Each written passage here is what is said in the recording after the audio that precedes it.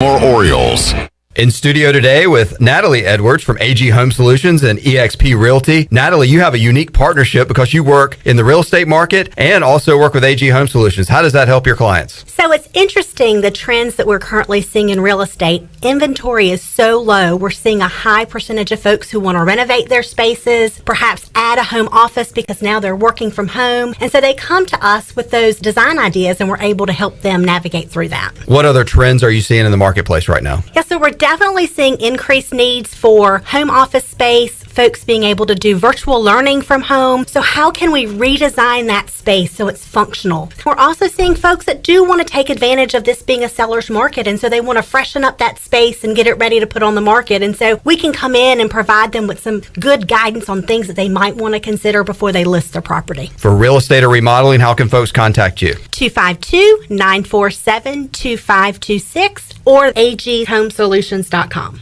You've worked hard to start your business and are working even harder to make it successful. That's when it's most important to have a community bank and a local banker in your corner. This is Eric Clark from Select Bank and Trust. Our team of local bankers care about you, our customer, and the communities in which we all live and serve together. As the business and economic conditions of 2020 threw you many curveballs, our team at Select Bank and Trust remains steadfast in being responsive to your ever-changing needs. In 2021, choose Select Bank and Trust. Bank local, bank select, member FDIC.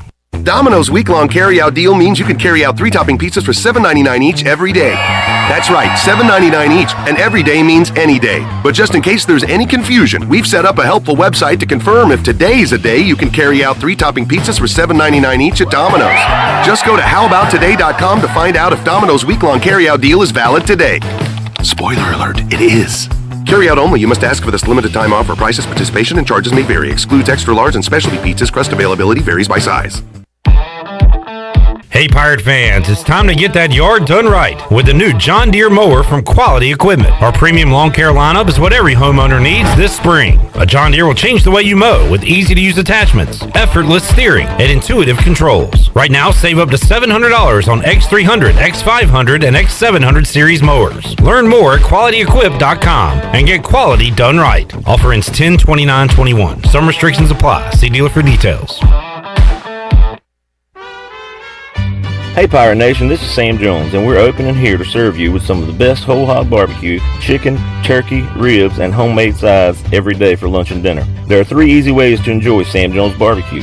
Swing by our drive-thru window or try one of our 2 curbside takeout options by calling in your order at 689-6997 or ordering online at samjonesbbq.com. We love Eastern North Carolina, and we invite you to come by and enjoy some great tasting Sam Jones barbecue today.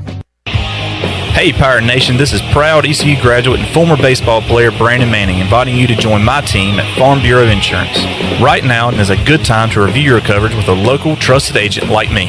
I will make myself available before or after business hours, and my clients always have my cell phone number if they need anything. From home, auto, or life, give me a call today and let's talk about your insurance coverage and about the Pirates. Call 531-1812 and go Pirates!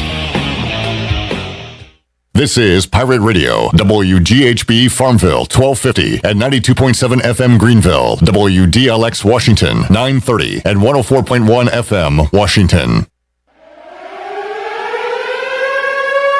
The following is an exclusive presentation of Pirate Radio, the voice of the pirate nation. Welcome to Pirate Radio Live. You can paint this with purple!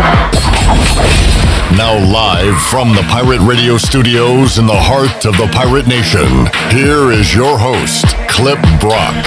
Hello everyone, welcome in to Pirate Radio Live here on a Thursday. Clip Brock here with you inside the Pirate Radio studios and coming to you on Pirate Radio 92.7 FM in Greenville, 104.1 in Washington. We are on 1250, 930. You can find us online, pr927fm.com. You can also watch the program on Facebook Live and on YouTube. Make sure you are subscribed to Pirate Radio TV on YouTube so you can watch this program, The Brian Bailey Show, our ECU football post-practice reports and interviews with Mike Houston. Also some videos and highlights from spring practice as well. And coming up this weekend, you'll see some ECU baseball post-game Zooms after ECU takes on Memphis. We will be talking about that one coming up in hour number 1 with the play-by-play voice of the Pirates for baseball. He is Corey Gloor, and he will join us on the program coming up later on this hour. Also on today's show, Stephen Igoe is out, or will be out shortly, taking pictures and video of what's going on at ECU spring practice today. After that, he will join us here on the program inside the Pirate Radio studios. So we will talk all things ECU with Igoe coming up in hour 2 of today's show. Troy D is here for hour 3. It is day 1 of the Masters. I am following it here inside the Pirate Radio studios. And we got a little added interest because Shirley, myself, and Chandler did a fantasy Masters draft on Wednesday. So we all have a little more interest in it, and we all have our collection of golfers. And right now, Mark Leishman is 4 under par, tied with Webb Simpson, who is a member of Team Chandler. Right now, 4 under par is the best score in round 1 of the Masters, and we'll keep you up to date on what is going on there during this show today and tomorrow when we talk to Mark Greenhill from the Golf Shop Radio Show. All right, let's see. Any news and notes to get to today? Shirley Rhodes, you got anything going on at the Shirley Rhodes news desk? Really not a whole lot going on other than some news and notes. Obviously, the Memphis series with ECU's been moved up an hour tomorrow, so the doubleheader will start at noon instead of 1 o'clock.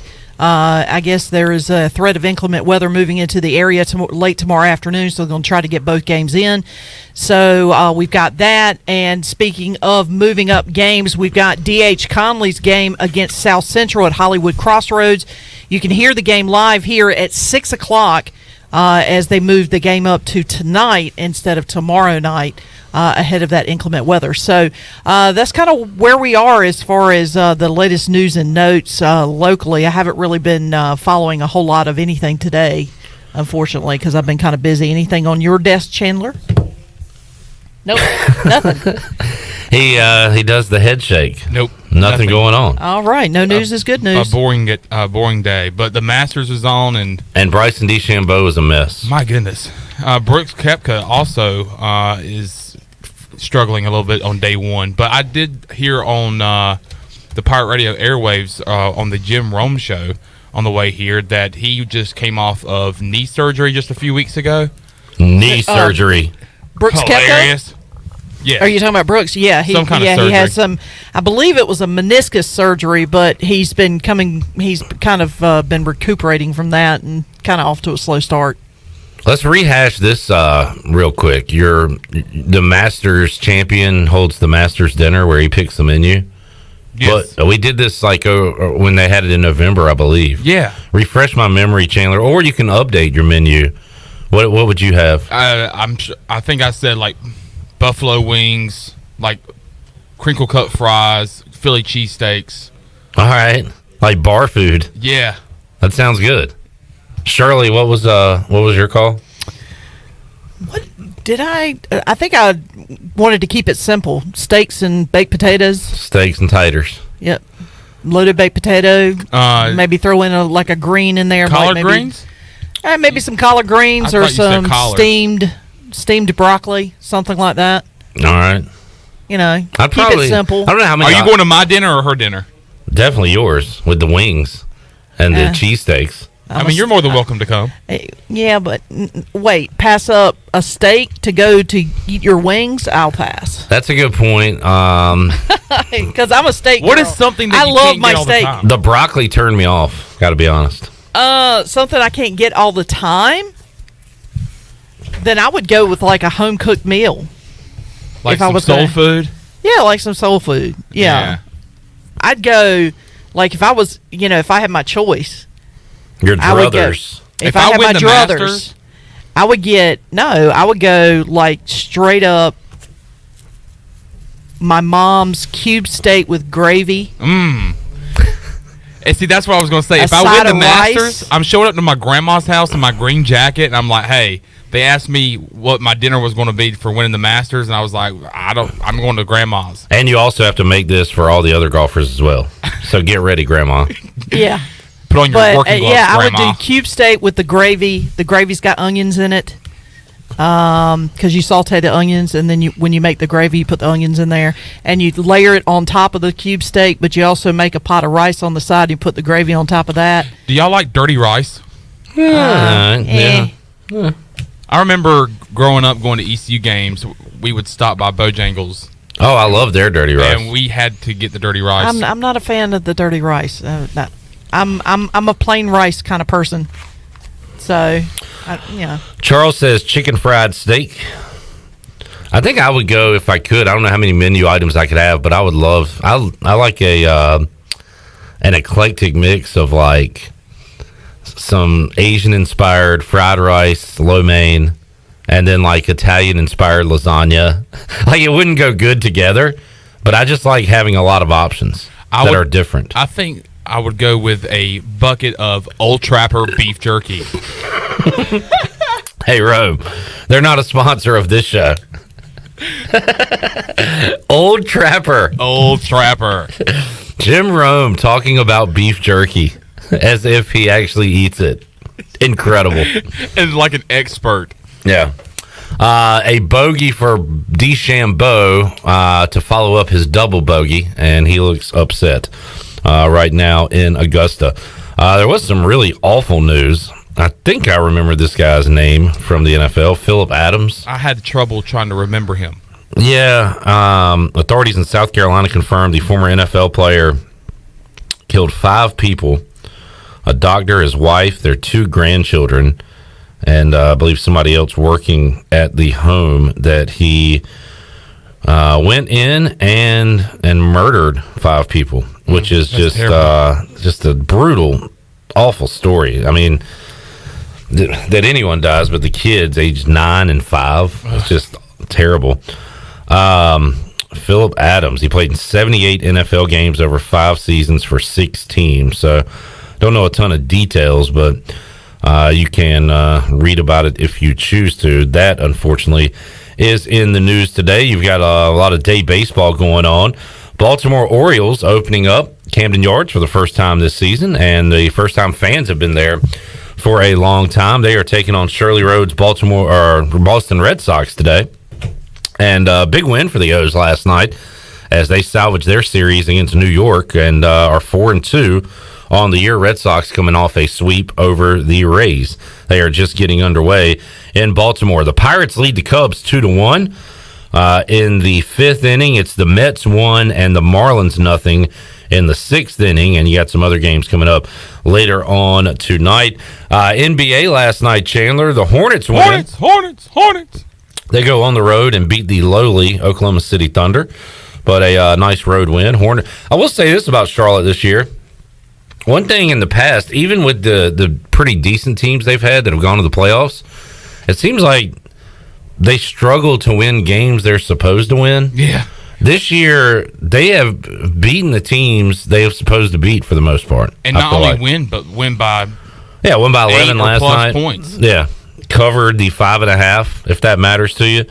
But good job by the Hornets to take care of business, beat a bad team. And they're down 2 players, LaMelo Ball and Gordon Hayward. Jalen McDaniels with 21 points for the Hornets last night. So Charlotte back, believe it or not, in 4th in the Eastern Conference. Crazy. 26-24. Tonight in the NHL, the Hurricanes back in action. They beat the Panthers on Tuesday night. They will try to do it again coming up tonight when they take on Florida at PNC Arena. That'll be a 7 o'clock face-off, which it says 7 o'clock, usually means a few minutes after 7 o'clock at PNC Arena.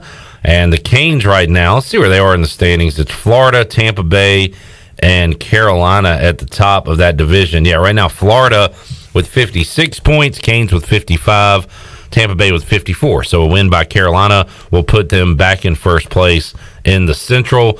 And again, they are 26-9 this season. They have 3 overtime losses. They have played some fantastic hockey, and as we talked to Wade Minter, the PA voice of the Canes at PNC Arena earlier this week, they're going to make the playoffs. It's just a matter of what kind of seed they'll have and what kind of form they'll be in once they enter postseason play. Canes had that decade streak of not going to the postseason, and now with the young talent they have, they've gone to the postseason 2 years in a row. I feel like they're about to go on a decade streak where they make the playoffs. Is there a potential Carolina Hurricanes watch party in the mix? Maybe could be with Tony Dunn. Could be. We'll get some hockey folks in here and watch the Canes, and those are intense, man. Those are fun. I remember the last playoff run that they were on. I remember going to AJ's for trivia. Oh, and there's a few guys in that trivia group that are big Canes fans. So I remember just kind of hopping on the train because I'm not a big hockey guy, but I remember hopping on the hype train when the Canes were making. What year was that clip? Maybe 2018. Well, that was 19. 19. Yeah. So I remember, of course, I'd love to go to trivia, but I would love to go there just for the atmosphere that those Canes fans at trivia on Wednesday nights would bring. It got to the point where we would not do trivia during the game and only do it during the intermissions because people were so into the game. Yeah. And when everybody's rallying around one team like that, it's so fun. Makes it more entertaining. All right, so Canes in action tonight. We got D.H. Conley football coming your way tonight right here on Pirate Radio as the Vikings take on the rival South Central Falcons. Got that coming your way at 6 o'clock. Let's take a timeout. When we return, we'll welcome in the voice of ECU baseball, Corey Gloor. He's along for the ride in hour one. We will talk to Corey, tie a bow on the Cincinnati series, and also get you ready for ECU and Memphis. Also, and I don't know if we'll do it with Corey, Igoe, or Troy D in hour three, but I want to recap what Aaron Fitt had to say from D1 Baseball on yesterday's show if you missed it. Had some really glowing remarks regarding the Pirates and the way they've played, and also this new deal they're doing with the regional sites and announcing them earlier. I kind of looked at that like, wow, what's going on? Is this bad for ECU? Aaron Fitt says if you're a Pirate fan, don't worry at all. Pirates are in fantastic shape to host a regional in 2021, but they got to keep on winning and taking care of business. We'll talk some baseball with Corey Gloor on Pirate Radio Live when we return after this.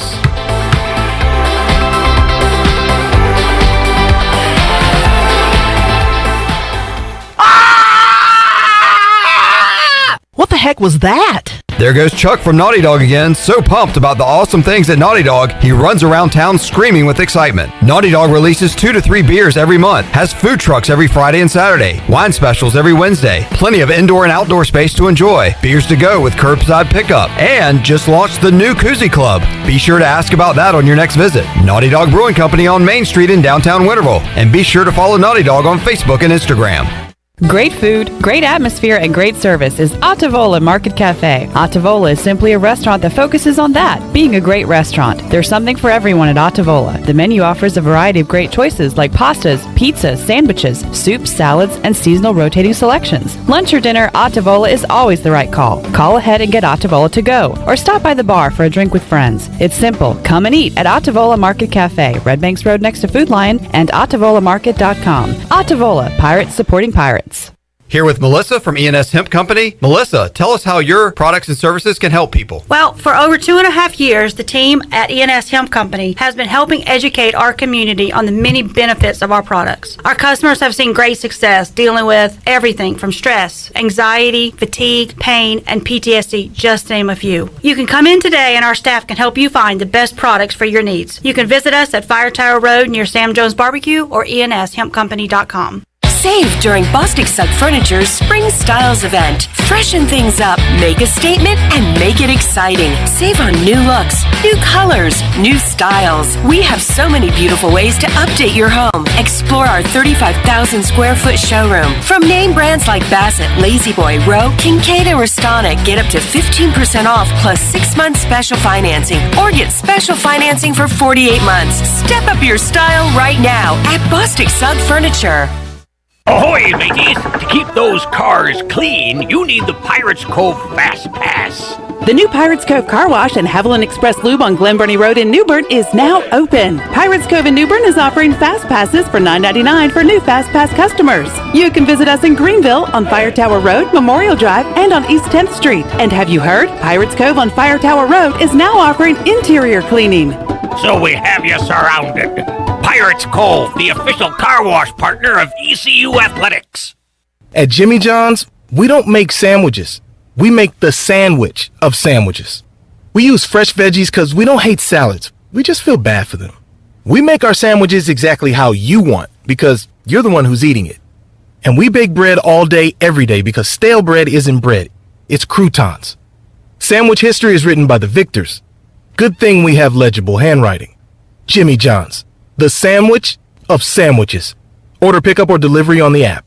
Find yourself working from home or at least spending more time there? Want some remodeling for your house or a fresh look? How about a new deck or screened-in porch to add livable space outside? Don't know who to call? Well, you do now. Call the professionals at R&R Remodeling. They've been serving the local community for 15 years. Ronnie and his crew can help you today. Call for a free quote, 252-286-4119, or visit R&R Remodeling on Facebook. R&R Remodeling, construction you can count on. The Pirate Radio Podcast. Professional wrestler Action Mike Jackson. As soon as I walked out of that ring and back to the dressing room, the boss came to me and said, "Look, can you do the next 3 TV tapings for us?" I think they thought 71 years old, I'll just go out there and wallow around and not do anything. But, I'm diving through ropes. I'm walking the top rope. I'm doing hurricanrana head scissors. And it amazed them. And the whole locker room came out and gave me a standing ovation. Listen to every Pirate Radio podcast now by visiting our podcast channel and subscribing in Apple iTunes or SoundCloud. The Pirate Radio Podcast is powered by Whiteclaw Hard Seltzer, proudly distributed by Coastal Beverage. This is Big John Williams, strength and conditioning coach for East Carolina football, and you're listening to Pirate Radio, the voice of the Pirate Nation.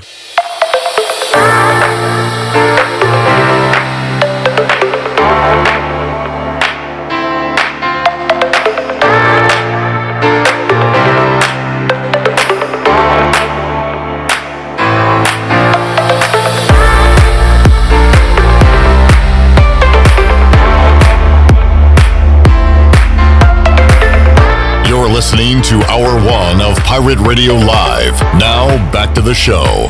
Welcome back. Grab your amigos and head to Chico's for the best Mexican food and fun in Greenville. Come and enjoy favorites like shrimp tacos, steak and chicken fajitas, burritos, enchiladas, ACP, and more. Follow Chico's on Facebook and Instagram for daily updates.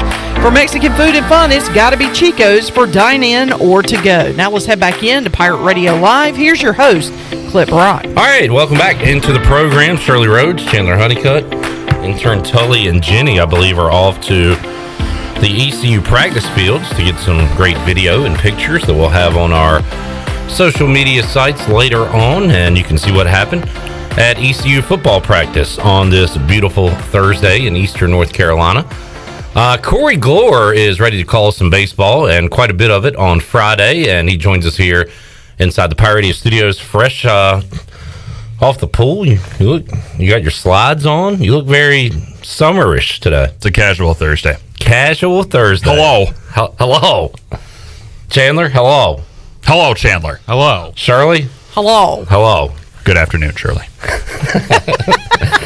Corey, I was going to start by asking you, do you find yourself Tuesday, Wednesday, kind of looking around for a baseball game to call? Then I realized you didn't have any baseball to call last year, so it's not that big of a deal to miss out on a couple of days midweek. But how about these last 2 midweeks? Have you been kind of like, wait, shouldn't we be playing baseball right now? The difference between this year and last year was there wasn't a strong grip of existential panic this year as opposed to last year. Whereas this week it did feel a little bit empty, where I was sitting there on a Monday and I was already prepping for the weekend. Like, I feel like I'm missing something here. Yeah, where's some Elon prep that I need to do? Where's some Old Dominion prep I need to do? And none came, so I just spent a whole week on Memphis here instead of having a Tuesday or Wednesday night game wedged in the middle of it all. Memphis coming up this weekend. We'll tie a bow on the Cincinnati series. We will see the Bearcats again later on this year for 4 games on the road next time the Pirates take on Cincinnati. But, man, Corey, we talked about it going into it. how many of these 4-game sweeps will we see, not just by ECU, but across the league? And everyone predicted a pretty low number, like less than a handful, maybe 3, 2, perhaps 1. Well, 1 is already out of the way, and it was ECU taking 4 games from Cincinnati last weekend. How rare do you think that'll be when we look back on this 2021 season? I went into this season fully anticipating not seeing one. That's just, it's one thing to grab 3 in 3 days, but to do 4 in 3 with 2 very different styles of doubleheader games this past weekend, I mean, that's really, really, really hard to do. And so who knows if we'll see another one. They certainly have the horses to do it and certainly the presence on the mound to do it. But what they pulled off last weekend, I don't care who it was against, you don't get that often around the country. Last time we spoke, we talked about the reemergence of Gavin Williams and him going into the rotation and pitching dominantly. And now he has back-to-back AAC Pitcher of the Week awards, and he is striking guys out at a very high rate, Corey Gloor, and looking fantastic for the Pirates. A little nugget for you prior to tomorrow. Here's a nugget for your listening audience and viewing audience right now. Gavin Williams is not allowed an earned run starting games this year. He gave up an unearned run against Illinois State in the very first inning, and that was it. And so he is on a 17 2/3 scoreless inning streak right now. The stats to consider. Thank you. And it's fun to watch him use his entire arsenal like we've seen the last 2 weeks. And for many folks, it's the first time really seeing it like this in play because it was at home.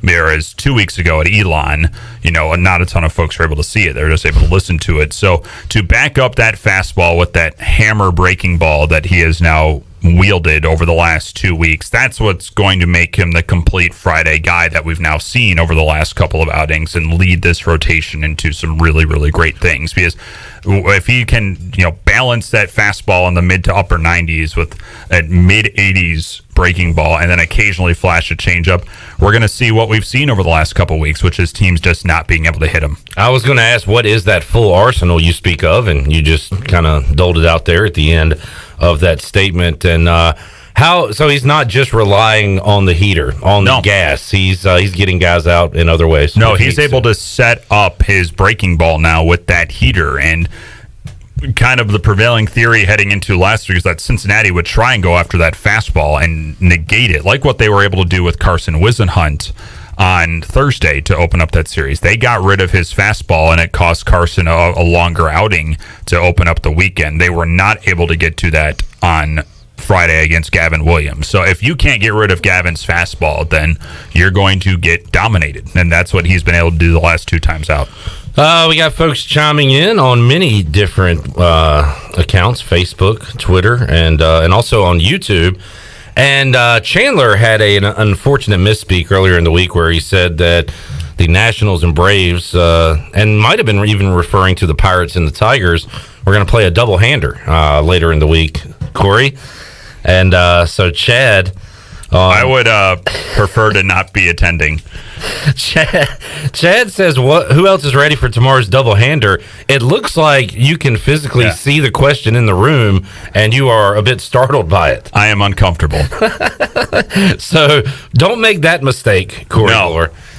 Coming up on I will do my best tomorrow to not break out that term. And Chandler, the doublehander didn't go so well for your Nationals yesterday. The Braves taking 2 of 2. You win some and you lose some. Yes, you do. Yes, you certainly do.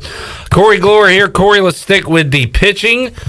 Cam Colmore and his funky delivery is not only fun to watch, but very effective. He was awesome on Saturday. And we also saw 2 C.J. Mayhew appearances in one day, correct? Yes, in games 3 and 4 of the series. So the Pirates using their bullpen. In a previous game, Carson Whisenhunt, and he's done this this year, Corey, where he's got into a little bit of trouble and been able to fight through it and get enough innings to help the team win. It was nice to see that, when he doesn't have his best stuff, the bullpen can pick him up. So whether it's starting pitching, bullpen, it's all worked out for the Pirates to start this conference play so far. We knew it would be the strength of this team, and 4 games into league play, it was the strength of that entire weekend. And Cincinnati's lineup is not a slouch of a lineup. They have some power and they have a good amount of speed when they can get on. But the Pirate pitching staff, if someone had a down day like Carson Wisenhunt did, Jake Kuchmaner was a little bit off in his outing, then they were able to just come in and negate any sort of momentum that Cincinnati might have had offensively. And that's where the bulk of this team's success is going to lie. If they can get that type of pitching performance from guy to guy to guy coming out of the bullpen, then that's what's going to propel them to regional host discussion, conference champion, that sort of thing. We knew the bullpen was deep behind a starting rotation that a lot of folks were excited about. And this was really kind of the first weekend we saw it really put into practice, and it passed with flying colors. This after Tuesday night, too, when they got knocked around against North Carolina. So to bounce back after that on short notice and to have Saylor go his 12 up, 12 down with 8 strikeouts, to have Colmore do what he did on Saturday, to just have Spivey on Friday. You have all these guys just coming in and doing what we know they're capable of. That's why it's a 4-0 start. Do you think these guys have a defined role about when they enter a game? And I think Cliff Godwin kind of likes to go off feel and situation more so than a predetermined, we're putting this guy in this inning. Is that how you feel like it's gone so far? That, if they're in a big spot in the 5th inning, he'll bring in a Mayhew or a Colmore. There's no real rhyme or reason to it other than the feel and the moment that they're in. And I think he trusts his guys to do it, and regardless of the situation they're in. Because, right now, if this team has a closer, it's probably Mayhew. Yeah. But this team really doesn't have a closer. Like, they've never had one under Cliff Godwin. He doesn't like to define a guy by the name of closer because he wants to put his best pitcher out there in that situation. So that's why you saw Mayhew twice on Saturday, and that's why you see Ryder Giles close out a game to start off that series. And so there are so many options that this team has that it is the luxury that this coaching staff now possesses, where they can go off of field the game, they can go off where they are in a team's lineup, they can go off of the numbers they have in front of them based on an opposing offense and say, you know what, Giles would work better than Mayhew here. They hit power, but they don't hit finesse, and so let's go with that instead. Or go with Colmore, who has who's really good against right-handers, but that breaking ball from the arm drop slot is really good against lefties. So you can really piece it together now because that's the depth that this team has pitching wise. We'll talk about the bats in a moment. Casey on Facebook Live says, get ready for some softball tonight, Corey. Are you playing in softball? Oh, is that Casey Singer? Yes. I am part of a softball team. Yes. Practice tonight, friend. That's Coach Casey Singer right there. Practice. Yes. We're talking about practice. I'm so old, Clip. I need all the practice I can get. I see you as a out of shape, out of position softball player. Corner infielder. You could be one of those tall third basemen, or potentially they could throw you over at first. Thank you for calling me tall. You're pretty tall. How I'm tall like 6'1". I mean, it's I parted on the side, but it's the detracting part here is that I'm a left-hander, and so third base won't work. No, that will not work. So first base is kind of a position that I might be a bit. I believe our coach Casey Singer, part of the ECU marketing team, has slotted me as the opening night starting pitcher. Oh, really? Yes. Lefty on the mound. Yeah. Interesting. Yeah. Okay. Wish me well. I will. When do y'all start playing? I think it's Monday night. Okay. A little Monday night softball for Corey Gloor. Boy, you have found a way to fill the no midweek game. Yeah, I'm playing midweeks on my own. You got games, you got trivia, you got a lot going on. Yeah. All right, let's get a break in. We'll come back. We'll talk about the Pirate Bats. And Corey has done extensive research, apparently, on the Memphis Tigers. He'll tell you everything you need to know about Memphis, the city, the team, and more when we return on Pirate Radio Live. We're back with you after this.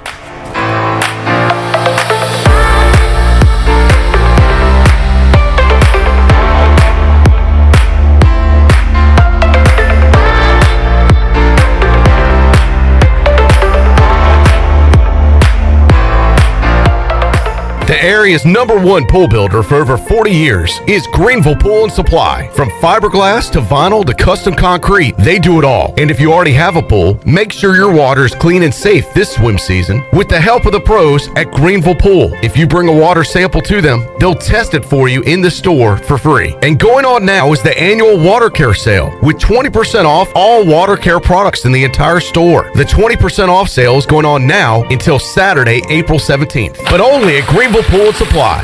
Here with Mike Mullis from Fixed NC. And Mike, you were telling me the other day, people ask you all the time, I didn't know you did that. What does that mean? You know, anything that involves property damage repair, call us first. If it's your crawl space, you've got interior humidity issues, a water loss, your ice maker line breaks, obviously fire and smoke, everybody knows we do those, but anything that involves interior or exterior property damage, we're your repair experts. Mike, how can everybody get in touch with you? 252-999-0001 or fixednc.com. Spring is a great time to plant flowers, trees, and bushes. When planting your landscape, please keep in mind that you should never plant anything within 3 feet of a gas, electric, or water meter. The same thing applies if you have an electric transformer in your yard, except keep plants 8 feet clear of the front in case crews need access during a storm or an outage. Always remember to call 811 at least 3 business days before you dig to avoid underground lines. This important safety message is from your neighbors at Greenville Utilities. If you are push mowing your yard using an inefficient lawn tractor or your current zero-turn spends more time in the shop than mowing your grass, it's time you look at a Hustler zero-turn lawnmower. Residential mowers from Hustler are built like tanks and drive like sports cars. All Hustler mowers have fabricated, welded steel decks. Don't settle on cheap units with flimsy stamped decks from big box stores. Come see Ron Ayers Motorsports. It will guide you to the right mower for your property and your budget. Find us at Ron Ayers Motorsports, Highway 11 north of the airport in Greenville. In studio today with Natalie Edwards from AG Home Solutions and eXp Realty. Natalie, you have a unique partnership because you work in the real estate market and also work with AG Home Solutions. How does that help your clients? So it's interesting, the trends that we're currently seeing in real estate. Inventory is so low. We're seeing a high percentage of folks who want to renovate their spaces, perhaps add a home office because now they're working from home. And so they come to us with those design ideas and we're able to help them navigate through that. What other trends are you seeing in the marketplace right now? Yeah, so we're definitely seeing increased needs for home office space, folks being able to do virtual learning from home. So how can we redesign that space so it's functional? We're also seeing folks that do want to take advantage of this being a seller's market, and so they want to freshen up that space and get it ready to put on the market. And so we can come in and provide them with some good guidance on things that they might want to consider before they list their property. For real estate or remodeling, how can folks contact you? 252-947-2526 or aghomesolutions.com. The best place in Greenville to unwind after work and have fun is AJ McMurphy's. AJ's has daily food and drink specials and an awesome patio perfect for some outdoor dining. Stop by AJ's on Monday for open mic, music on the patio on Tuesday, sports trivia with me, Clip Brock, on Wednesdays, and music bingo on Thursday. AJ McMurphy's, Turnberry Square at Bells Fork, and on Facebook, Instagram, and Snapchat. National Signing Day has come and gone, but that doesn't mean the recruiting news cycle is stopping. In fact, the Pirates still have their sights set on top targets in the transfer portal and have already turned their attention to the 2022 class. HoistTheColors.net has the latest on EC recruiting from a football perspective, and we also cover basketball and baseball commitments like no others. Sign up now and get your first month for a single $1 to get the latest scoop on your favorite Pirate teams, along with in-depth baseball and spring football coverage in the months ahead. HoistTheColors.net. This is ECU Assistant Football Coach Roy Tesh, and you're listening to Pirate Radio, the voice of the Pirate Nation.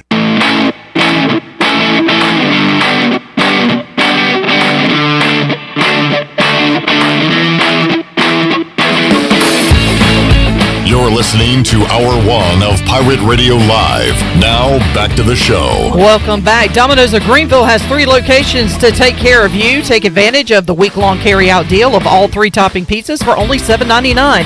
Order online today at Domino's.com. Now let's head back into Pirate Radio Live. Here's your host, Clip Rock. Alrighty, keeping an eye on the Masters here on this Thursday edition of Pirate Radio Live. Webb Simpson from Team Chandler won off the lead.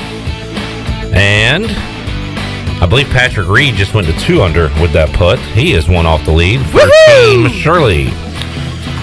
Corey, you follow golf, correct?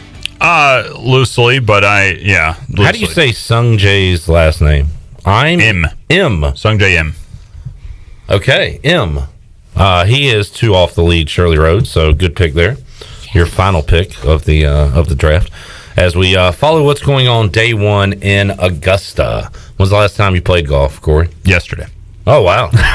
So you're getting it in. Yeah. No midweeks means I've been out twice this week. How about you, Titleist man?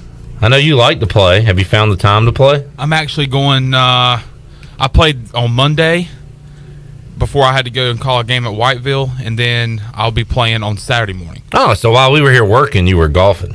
Basically. Okay. Hey, if you give him the day off, he's going to take it. Nobody gave him the day off. Oh, he just didn't come in. Yeah. We didn't have a day off. You're not an intern anymore. You do have to abide by a schedule. Oh, crap. So we'll see you here tomorrow, right? That's right. Really? No. Yeah, you're not going to be here.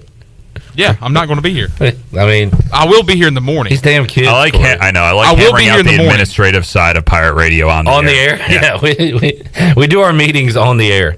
But no, you got another game to call. I guess this will be it. This is it. This is the last. Are the Wolfpack going to the playoffs? The record's 2-3. I think they're limiting entries to the playoffs in each conference, so not looking good for the Wolfpack. Speak from the stomach, not from the throat.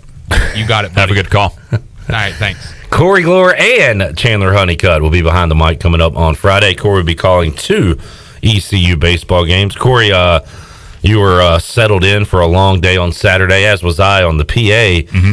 The second wind I got when I found out that there was a 10-run rule is just unbelievable.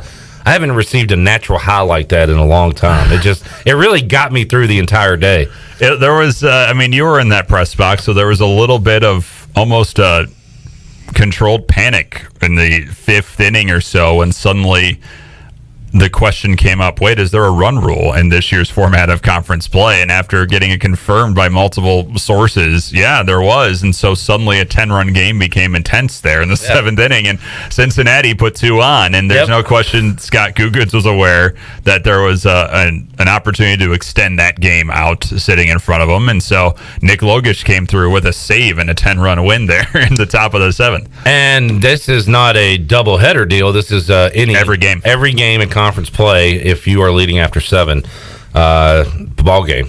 By 10 runs, that is. 7 innings, 10 runs have to be the lead to call it early, and then the extra inning rule is in play for every game this year. Runner at second starts off extra innings. Yesterday, as I was kind of clenching my teeth, hoping the Braves could hang on in the 7th inning. It's too early to get that upset about the Braves. 0-5 season would have been over, Corey. It said final. Braves win. I totally forgot the doubleheader 7-inning rule in Major League Baseball. So I need to remind myself of that moving forward. ECU taking on Memphis. Corey, what about this Tigers team? Do we need to know and be weary of as they head to town? Head to town. Getting you ready for Coach O tomorrow. Oh, thank you. I didn't know he was from Baltimore. Memphis is a team that when you get past kind of their main guy in the lineup and their main guy in the rotation, things don't look as gaudy as they probably could be, especially in that lineup. That is a lineup that is underperforming right now. Hunter Goodman is the centerpiece there. He is the preseason player of the year, and he has played like that as the team's catcher, but he's also played a little bit of first, DH. He's their best base runner as well. He's a borderline 5-tool guy, and he's going to become maybe the highest Tiger ever drafted coming up this year. He's that good of a player. And then Blake Wimberly's their Friday night starting pitcher, and I believe he's going in game 2 tomorrow. He's leading the way in that rotation. You look at the other pitching numbers, they don't exactly wow you. They have the worst ERA right now in the conference, but you go through that bullpen and you see that it's really one outing, maybe 2 for these guys that blew it out of proportion. They have pitched pretty well outside of a hiccup here or there. So it's going to be similar in mold to what the Pirates saw last week against Cincinnati, except for a lineup that is really underperforming like Memphis is. Cincinnati was coming in playing really well offensively, and the Pirates just shut them down. We also saw Cincinnati kind of flip things a little bit and go with their big guns on Saturday, right, for games 3 and 4. And, is that a strategy you could see I don't want to say lesser teams, but teams that aren't as good as ECU maybe go with and say, we might not win Friday or the first 2 games Friday, but maybe we can take a game 3 or 4. It's the whole bag, I think, is how a team manages their pitching staff. That's why 4-game series sweep are going to be so tricky to come by, because it's not always going to be A versus A, B versus B in terms of the starting pitching. Like this weekend, from what at least came my way, Memphis put their rotation in place prior to East Carolina did, and so the Pirates are going with Williams and Wisenhunt tomorrow, 1 and 2, whereas Memphis is going with Wimberly in game 2 tomorrow, and then a true freshman, Jackson Cothran, to open things up tomorrow. And so, you don't want to say maybe Darren Schoenrock is seeing Gavin Williams to open things up, and all right, let's put a freshman who struggled against him and see what he can do to match up against an ace like that. Maybe he thought that a guy like Kuchmaner was going to go in game 2. That's what Cincinnati did. They matched up their ace against Jay Kuchmaner instead last weekend. So there's a lot more in play in terms of aligning who your starting pitchers are going to be week in and week out. Now, if Schoenrock had that mindset and the Pirates came around and said, we're going to throw Wisenhunt instead on game 2 tomorrow, then there are chess moves abound even before these series starts that frankly make this conference year even more fascinating than in years past. Are there guidelines about announcing your starting pitcher? You don't have to do that necessarily. You don't have to. Last week it was, I want to say it was USF didn't announce their game 4 starter until literally that morning against UCF, because I think it was also a case of let's see how we get through these first 3 games, how our pitchers look, who's available, and then we go from there. These 2 teams right now feel at least somewhat comfortable with who their 4 starting pitchers are heading into this week. That's why they're able to announce all 4. Yeah, I'm interested to see how many of these teams have 4 guys they feel comfortable going with. At what point do we see a bullpen day during a conference game? Maybe for the first time. Totally. And it depends on if that happens, when in the weekend does it happen. If it opens up a doubleheader, then you are in a tough spot for the rest of the way. If it's game 3, then you can probably skate by the rest of the way with managing your pitching staff. So how far starters go into games and when those outings occur are going to be so vital to navigating your way through a weekend this year. We'll get more on ECU Memphis. We'll talk about some Pirate bats before Corey gets out of here. Corey's with us the entire time today until 6 o'clock, so thank you for that, Corey. Oh, I'll expect my check in the mail. Or we'll just go about 10 more minutes with you. How about that? Oh, okay, that's fine. Aaron Fitt joined me on the program yesterday from D1 Baseball, and wanted to talk about the new adjustments they have made to announcing regional hosts, super regional hosts in advance this year. They're going to do it like the second week of May, I believe. Yeah. Bids have to be put in by next week. And I think it's end of April is when bids have to be in. Oh, okay. I thought I saw middle April, but either way, it's going to be pushed up on the calendar a bit. And it's probably just like the life of a pirate where you see something and you're like, well, this is bad.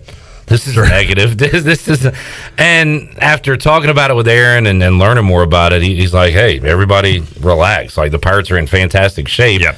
And by that point in May, what would their record be? That they likely should be on top of the conference riding high and in good shape to host a regional. So that kind of relaxed the nerves, I think, of Pirate fans. And Shirley, let's hit cut 2, where Aaron Fitt talks about how the new guidelines affect East Carolina. I certainly don't think it'll hurt the Pirates, because when they announce these 16 host sites on May 10th, I suspect East Carolina will be sitting pretty.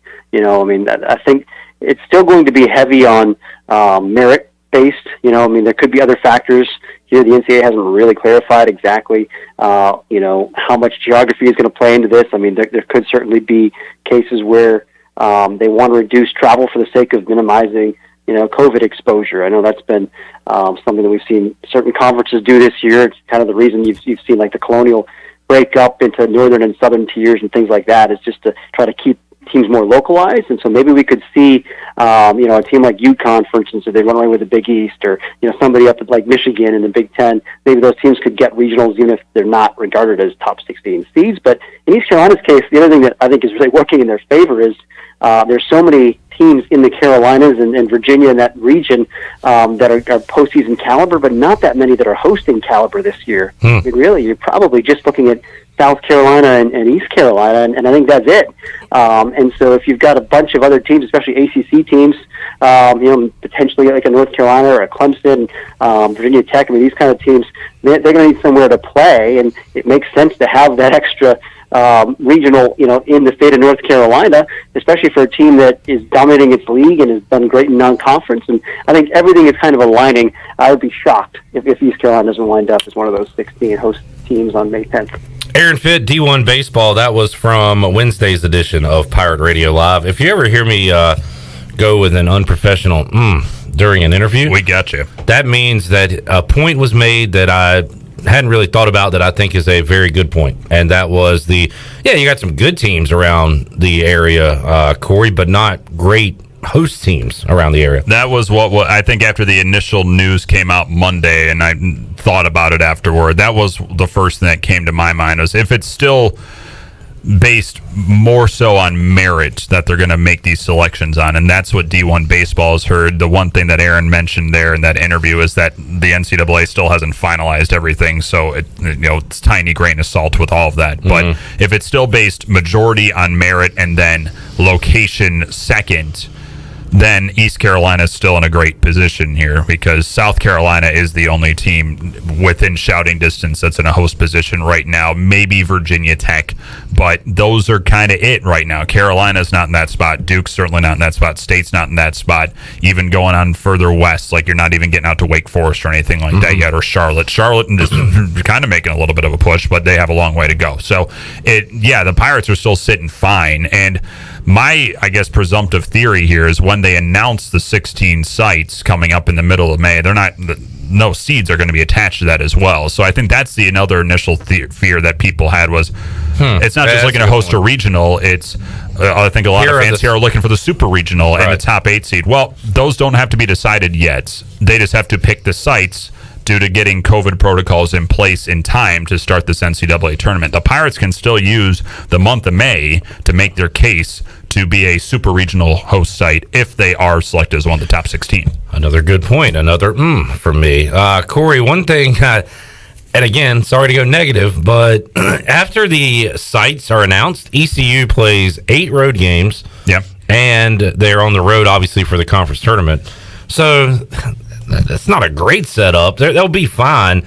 But I did run over the scenarios, like what happens if the Pirates or any other team that has announced that they'll have a regional hosting site, falls off the map and struggles. And Aaron and I got into some of those hypotheticals as well. This is cut 3, Shirley. I asked Aaron about, what if ECU gets to host but goes on a losing streak? Would they host as a 2 seed? Could they be booted out of the Greenville Regional? What about some of those hypotheticals? Here's what Aaron had to say. Yeah, I do think that it's possible if let's say they were to lose those last 8 games after May 10th. And exit quietly in the conference tournament. I mean, you could see them being certainly a 2, maybe even a 3, and still hosting. Okay. I don't think there's any chance that they would be shipped anywhere. I mean, if they've been affirmed as a site, it wouldn't make any sense to ship them off. I mean, you could bring somebody else in as the 1 seed, but the NCAA is trying to reduce travel. They're not trying to ship a team off its home field. So the weird thing would be if somebody really goes in the tank after being one of the hosts, and then they wind up on the NCAA tournament bubble. I mean, could we see a scenario where somebody loses out after May 10th and wind up missing a regional and still having postseason baseball on their own field? I mean, it doesn't feel very likely, but that would be a fascinating scenario. I don't think that'll happen, Corey, but like you said, would be fascinating if it did. Yeah, I'll answer that for Aaron. That's not going to happen. Yeah. If a team is suddenly on the bubble after being announced as a host site 3 weeks before, they're getting in. They're just, the NCAA will not go down that road. That is way too rocky of a road. Now, it's possible that, a team, if they completely fall off the map and they're even off the bubble, that a school will be hosting a regional that they're not involved in. That is part of the parameters here. I think one of the things that I would love clarified on, maybe Aaron did this with you a few days ago, was whether or not it's all college sites that are being considered, or minor league sites also part of this. How location based is this going to be? I think that's the one concern I have left here when it comes to this new rule, is that the Pirates will be able to make their case, and I would imagine they've already submitted a bid, or they're in position to right now. They've shown they can host regionals recently. And then once these sites are announced, if they're selected as one of those, they'll have that month of May to prove that they could be a top 8 seed. That was my first concern, was does it just wipe out the month of May altogether? The Pirates are going to need the conference tournament anyway, I feel, to be a top 8 seed and double it up with a regular season title. That's kind of how I see this right now with how the league. To be a top 8. To be a top 8, yeah, they might need to pull the double here. And so they're going to need May. But if that falls off the table here, the NCAA not yet fully confirming all the details as to who they're picking and why. That's the one remaining question I have about this whole thing.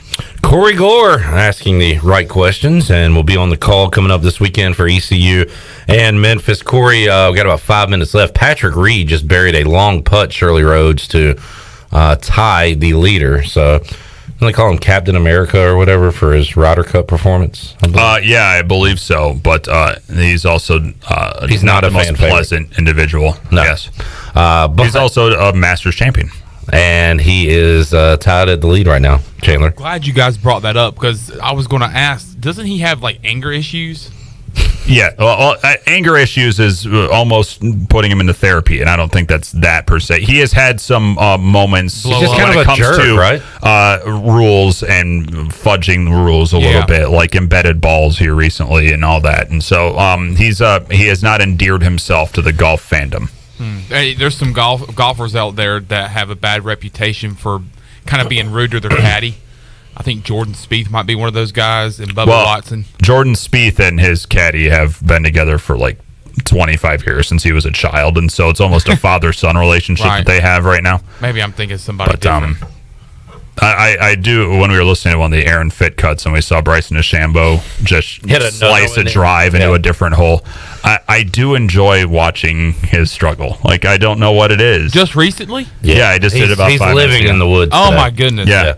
He's playing 3-dimensional chess. Maybe our yoked Copernicus can't quite figure out Augusta here on day one. Maybe on Monday or Tuesday, I can't remember what day it was. Maybe he shouldn't have been practicing for the long drive. Oh, yeah, did you see that? I mean, that ruined my spine. Like, I can't fathom how that's helping.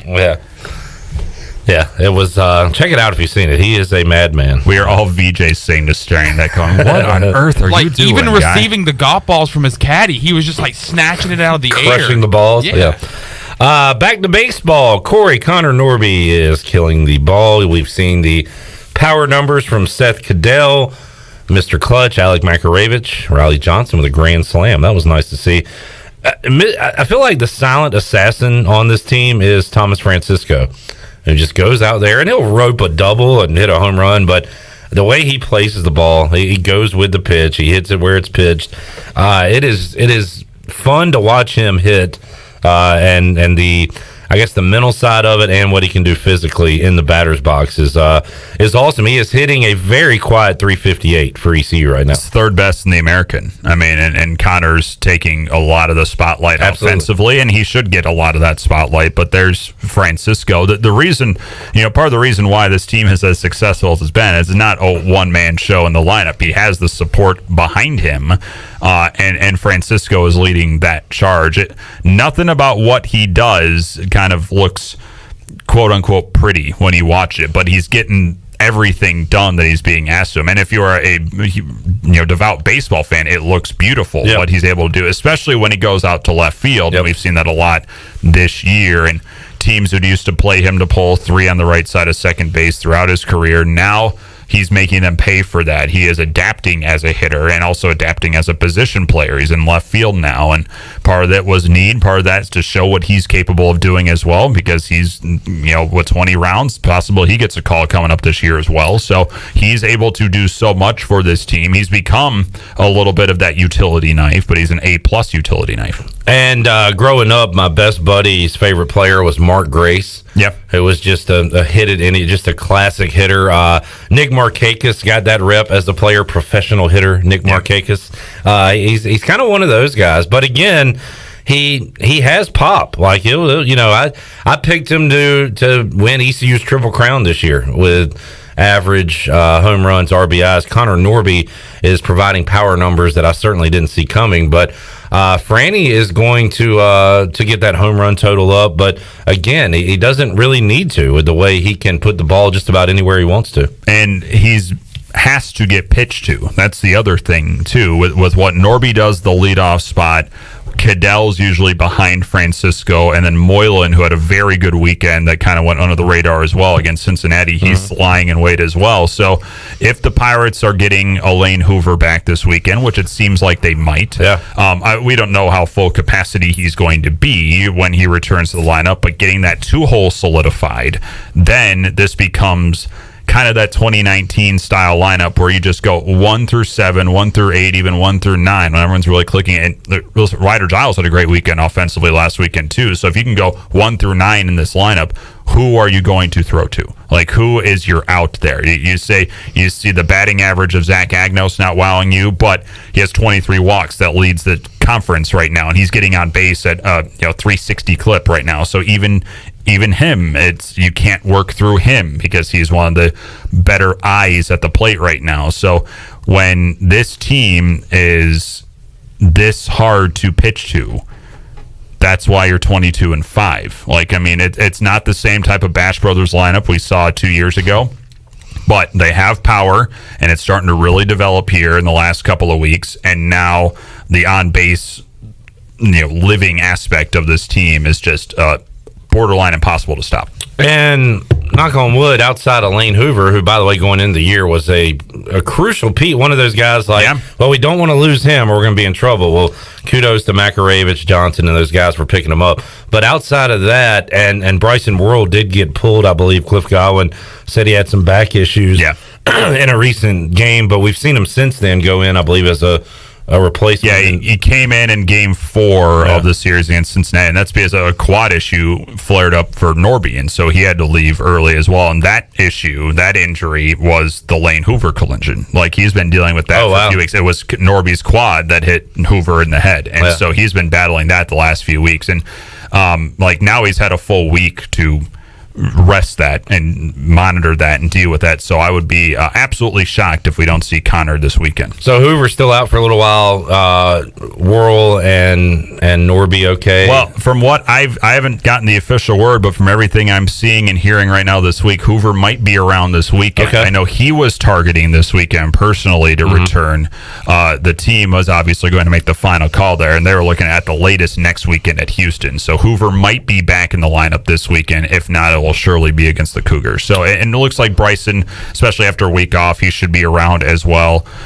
So the Pirates are pretty good other than that, right? Yeah, Skylar Brooks is dealing with a leg injury in practice a few weeks ago, and I think he'll be on the shelf for a little while here. But outside of him, the Pirates seem pretty healthy. Corey and the Doc, Coach O, will be on the call this weekend as the Pirates take on the Memphis Tigers. Corey, good luck tonight at softball practice. I will do my best to not pull a hammy. Oh, Bryson. Bryson DeChambeau.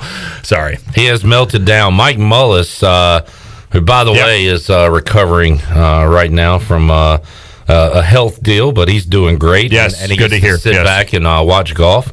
He says Bryson seems to be disengaged already. So there's the comments of golf aficionado Mike Mullis, he's kind of come around on Bryson a little bit, where he rooted against him. Now I think he finds him entertaining, but he still knows that he is, when things go bad, they could go really bad, and that is what is happening in round 1 of the Masters right now. Buff physicist Bryson DeChambeau. Hey, scientists can have muscles too. Yeah, it looks like he ate another scientist. All right, let's take Corey, thanks for joining us, man. Hey, Clip, thank you. It was my pleasure. Chandler, have a great call tomorrow. Shirley, good afternoon. Good afternoon, sir. Take a time out, come back.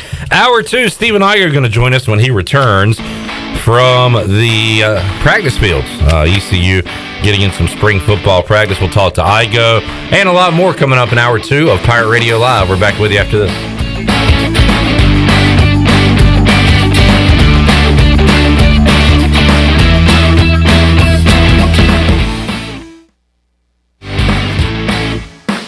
The Pirate Radio podcast. Brian Fields, Michael Vaughn, and Jake Allen. I've watched a lot of baseball. That's still one of the most fun teams I've watched play. I think one thing that gets overlooked with that team is how good their defense was. I mean, that's about, I think we made 3 errors in the first game of the district, and I don't know if we made another one the entire summer. Yeah, I think Carson made 2 errors the very first game versus Rocky Mount at shortstop. And I can honestly say I don't think he made another error through states, regionals, or Little League World Series at shortstop. Listen to every Pirate Radio podcast now by visiting our podcast channel and subscribing in Apple iTunes or SoundCloud. The Pirate Radio podcast is powered by Whiteclaw Hard Seltzer, proudly distributed by Coastal Beverage. Hey Pirate Nation, this is Tom Brown from Brown & Wood Buick GMC Truck. We've been serving the Pirate Nation in Eastern North Carolina for 83 years. We have 4 brands, 3 generations, 2 showrooms, and 1 goal to make sure you leave a happy customer. This month at Brown & Wood, get a 2021 GMC and save over $5,000 off or 0% for 72 months. And as always, Brown & Wood is the home of the lifetime powertrain warranty. We're located on Greenville Boulevard next to the Convention Center, or shop us online at brownandwoodauto.com. Whiteclaw Hard Seltzer, a wave of refreshment, crafted using our unique brew pure process. Made pure, nothing tastes like Whiteclaw Hard Seltzer. Whiteclaw Hard Seltzer, available in 5 fruit flavors, 2 grams of carbs, gluten-free, and 100 calories. Find it at whiteclaw.com. Whiteclaw Hard Seltzer, nothing tastes quite like it. Proudly distributed by Coastal Beverage. Please drink responsibly. Hey Pirate fans, this is Coach Joe Dooley. The physicians at Orthopedics East and Sports Medicine Center have been caring for all athletes at East Carolina for more than 35 years. Whether it's treatment for your sports injury or it's time for a joint replacement, Orthopedics East provides the latest in operative and non-operative orthopedic care, physical therapy, and diagnostic testing. For experience and professional services, call the folks at Orthopedics East at 252-757-2663 or visit them online at orthoeast.com. Go Pirates! With Domino's Carside Delivery, you can carry out any 3-topping pizza for just $7.99 without leaving your car. So you don't have to interrupt your kid's favorite song. And we'll all be friends just for one You can interrupt this, actually. Next time you carry out 3-topping pizzas for $7.99 each, try Domino's Carside Delivery. Just pull up to the store, check in online, and Domino's will bring your food to you contact-free. Carry out only. You must ask for this limited time offer. Prices, participation, and charges may vary. Excludes XL and specialty pizzas. Crust availability varies by size. Message and data rates may apply when using Domino's Carside Delivery. Every team knows that the 2-point play can be a winning move. That's why I'm here. State Farm agent Timothy Sawyer and my team are here to help you go for 2 by combining your home and auto insurance. It's a great call that saves you time and money. So go for the win and score some savings by combining your home and auto. It's just another way we're here to help life go right. Call me, Timothy Sawyer, at 493-0002 today. Here today with Splinter, also known as HB Moore to his friends and family. Why F3? I've been coming to F3 for almost 5 years. After 15 plus years going to the gym with trainers and doing all kinds of stuff, there was something missing and I was bored, and these guys are just phenomenal. I know that I would lay in the bed at 5 o'clock in the morning if somebody hadn't called me the night before and say, hey, I'll see you in the morning. So it's critical to get up and get going, and great fun when you get here. 1 letter, 1 number, F3. Learn more today at f3enc.com. Hey Pirate Nation, this is Sam Jones, and we're open and here to serve you with some of the best whole hog barbecue, chicken, turkey, ribs, and homemade sides every day for lunch and dinner. There are 3 easy ways to enjoy Sam Jones barbecue. Swing by our drive-thru window or try one of our 2 curbside takeout options by calling in your order at 689-6997 or ordering online at samjonesbbq.com. We love Eastern North Carolina, and we invite you to come by and enjoy some great tasting Sam Jones barbecue today. This is Pirate Radio, WGHB Farmville, W224EI Greenville, WDLX Washington, and W281CH Washington.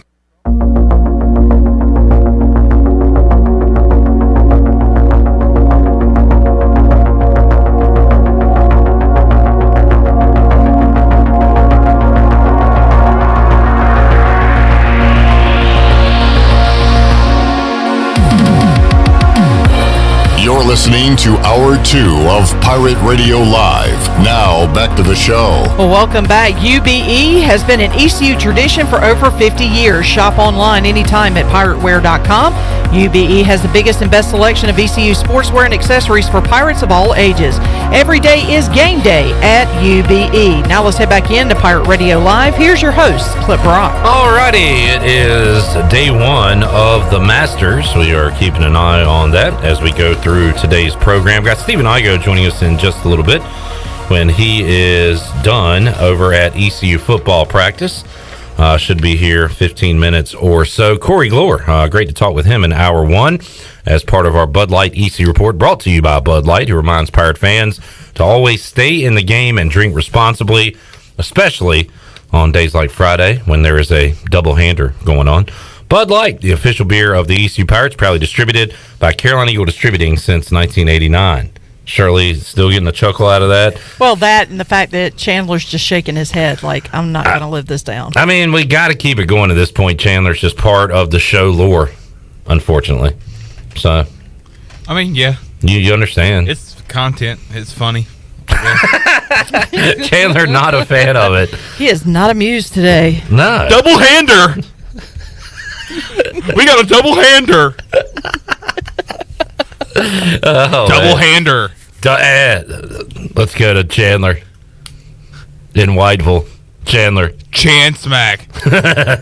Double-hander. All right. Shirley's Patrick Reed tied for the lead right now. Webb Simpson on Team Chandler, one off the lead. This little Masters pool I put together is going to really come back to haunt me because Bryson DeChambeau is single-handedly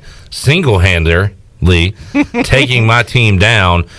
Through 6, he has a bogey, another bogey, and a double bogey. He is +4 right now. My gosh. That horse is whipping his tail. John Rahm was looking pretty good. He bogeyed 18 to finish the day even. And Justin Thomas just went to 3 over par through 7. I don't have anybody under par right now. Are you kidding me? Who else? I don't think I have anybody under par. Who was even for you? John Rahm bogeyed the final hole. 2,000. Wow. So let's see. I do have Morikawa. Colin Morikawa. I'm trying to find him. So DeChambeau is 4 over. He is 4 over, correct. Okay, man, the way he's played today, I'm surprised it's just 4 over. Every tee shot I've seen, he has not hit a fairway. Now, he might have hit 1 or 2, but I didn't see it. Every time I've seen him tee off, it's gone in the woods. Yeah. So he has been pretty awful. Oh, Colin Morikawa is +1. Good. Great. Hatton, Scheffler, where are these guys? Hatton is +2. I don't have a single golfer under par at the moment, so my score is going to be outrageous once we start getting results. Morikawa is teeing off right now. So getting ready to tee off. I think that's a par 5. Day one has been a struggle. I just hope at this point I have somebody make the cut so I can watch something this weekend. Golf is so much more fun to watch today because of the tracer, the shot tracer. It looks like a video game, Tiger Woods. Yeah. EA Sports. I love that. It's so fun to watch. I could care less. I couldn't care less, Shirley. Hey, Patrick Reed in first place. Well, it's a tie for first place. Yeah. 3 under. Patrick Reed right now -3 along with Matsuyama. You just had to pick an ass. A perfect member of Team Shirley. Woohoo! Irritable, jerky. Wow, wait a minute. Hold on now. Hold on. Beep, beep. Back this trolley train right on up. We all have a former Masters champion on our list, I believe. Well, how about that? Huh. Who's Are yours? you trying to say Dustin that Patrick Johnson. Reed is more like me? I didn't say that. Here's Tony Finau. I picked him because of Mully. Yeah, but Mully also said that he can't win, so you probably should. But he's like the top 5 guy, right? Oh, wait a minute. Now, that putt. Oh, okay. It's going to be a little left. A little to the left. It looked A good. little bit of Monica. So the Masters going on as we speak. ECU baseball will return on Friday. Major League Baseball going on right now, and good to see my Braves finally getting the win column. Shirley, your Red Sox are hot, and they are staying hot, although The O's have tied it up. Now that I check it, it's 2-2 in the third inning. What is it about the O's that the Red Sox can't freaking play? They have been the kryptonite for Boston for sure. And they've already taken 3 from them and now trying to get another. Right now, the Marlins trying to hold on to a 2-1 lead against the Mets. They are playing in the 9th inning. Cubbies leading the Pirates 4-2 in Major League Baseball. I don't know if anybody has mentioned it yet, but Sean Armstrong making an appearance last night for the O's unfortunately blew the lead. He's made 2 appearances this season. Gave up a grand slam in his first appearance. Blew the lead last night, but the Orioles were able to win it in extra innings. And what a throw that was. And knock off the Bombers. The Yankees got a hit in I believe it was the 11th at that point. Was it a catch? Yeah, you're right. Yeah, the guy tagged from third and Santander just threw a bullet. One of those where you're you're out. Like that's just don't even bother. Very helpless feeling as a runner when you've still got just walking to the dugout, half the line to go, and the catcher already has the ball waiting for you. But that was the case last night in the Orioles-Yankees game. Stephen Igoe has just entered the Pirate Radio studios. He will join Jonas. Jonas. And Jonas. And I tell you what, a bonus Jonas? Stephen Igoe going to join us here in a moment. He's going to be here in the seats with us. I do declare. I do declare. I do declare. I do have the vapors. Until Igoe gets here, what else should we discuss? Get your ass in here, Igoe. Get your pretty little. We don't hide, crazy. We put it out on the front porch and give it a glass of tea. Day 9 of no ECU players in the transfer portal for basketball. Day 9? Yeah, I think this is the 9th straight. We've been at least a week. Has it been 9 days? Maybe 8 days. Gardner? Yeah, he was last Monday. Wow. And then Coleman was last Tuesday. So, yeah, 8 or 9 days since a Pirate has entered the portal. Get on in here, boy. And now... Come on, pull up a seat. What we need to start doing is extracting players from that portal. I am so nervous to see where he ends up. Because there's one Stephen Igoe? He's going to end up he right better here. end up in that seat right there. I tell you, I do declare. Where do you think he's going to end up? I think he's going to end up with Tony Bennett's squad. And be a Virginia Cavalier? That's my guess. I'd be okay with that. I would, definitely. I want to see him play in the tournament. Is what I want. A little postseason basketball. Stephen Igoe's here. Hey, Steve. What's up? How was practice? It's pretty hot, man. It was steamy out there, but the guys are back in pads, so it was all right. The boys are back in pads. Steven, I think Jaden Gardner is going to end up at State. Really? It's what I've heard from day one, and I think that's where he's going to go. I said it, Shirley. Baby T. Yep. Terquavion Smith from Farmville Central and Jaden Gardner on NC State.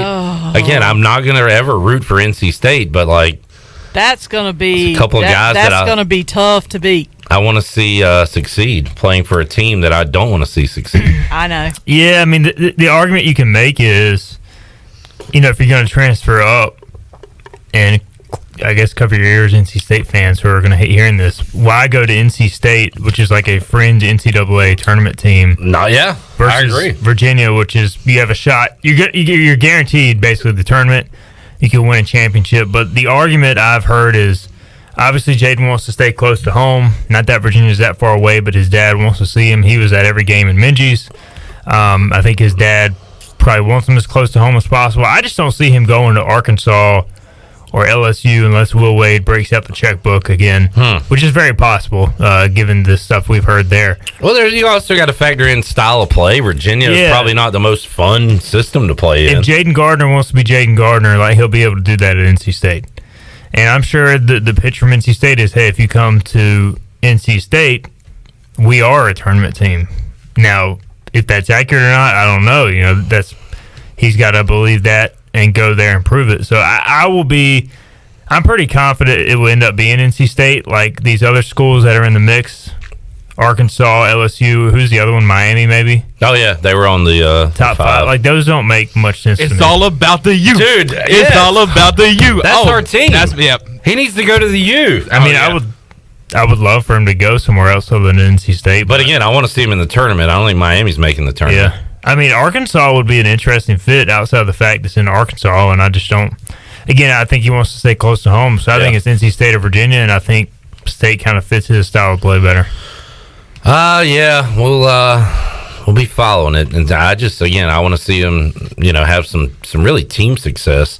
Although it sounds like his decision might have been more about individual success. And if he goes to NC State, I think a lot of East Carolina fans are going to have trouble pulling for him. I mean, I think no Pirate fans are going to pull for him. If he went to anywhere else other than NC State or North Carolina, I think Pirate fans would be 100%. Oh, there's going to be a major backlash on him if he goes to State, and he's going to be called a jerk and a traitor and all that stuff. So I know it's coming. I think, honestly, and maybe this won't matter, but is he an ECU Hall of Famer? I mean, I've already said he was, but now when you transfer, that I mean, that's where all this stuff gets murky. I mean, is Russell Wilson an NC State Hall of Famer? I don't know, but he should be. He at least got his degree there, and you talk about a degree a lot. They wear his degree is important. That's what you come to school for. Who cares about a degree when you're playing athletics? Don't they have a patch for him on their jersey? Russell Wilson? Who? NC State. Why would they have a Russell Wilson patch on their jersey? I can look it up right now. I guarantee they did that. And they also do it for Mario Williams. Is that a Tony Collins guarantee? I swear. Okay, look it up and let me know, because that was really strange to have a Wisconsin player patch on their jersey, or a player of anybody that's like alive and still playing. I mean, to me, Kurt Benkert and Gardner Minshew, they graduated from ECU with a degree. So what? At least they came here what they set out to do. You're a student athlete, Clip. Are you really still going by this crap? This is what's wrong with NCAA. I agree. I mean, you get to go to school for free and get a degree. How many people would love to do that? A lot. A lot of people. You get to travel for free, but you get meals. What kind of argument are you making right now? That the athletes have it too good? I'm saying they have it just fine. I agree with that. Okay. But I don't agree that once you get to campus and you're as Chandler's showing me, NC State quarterback Jacoby Myers given Russell Wilson's number 16. So he's given a number. Where's the patch? I don't see a patch. It's on the picture.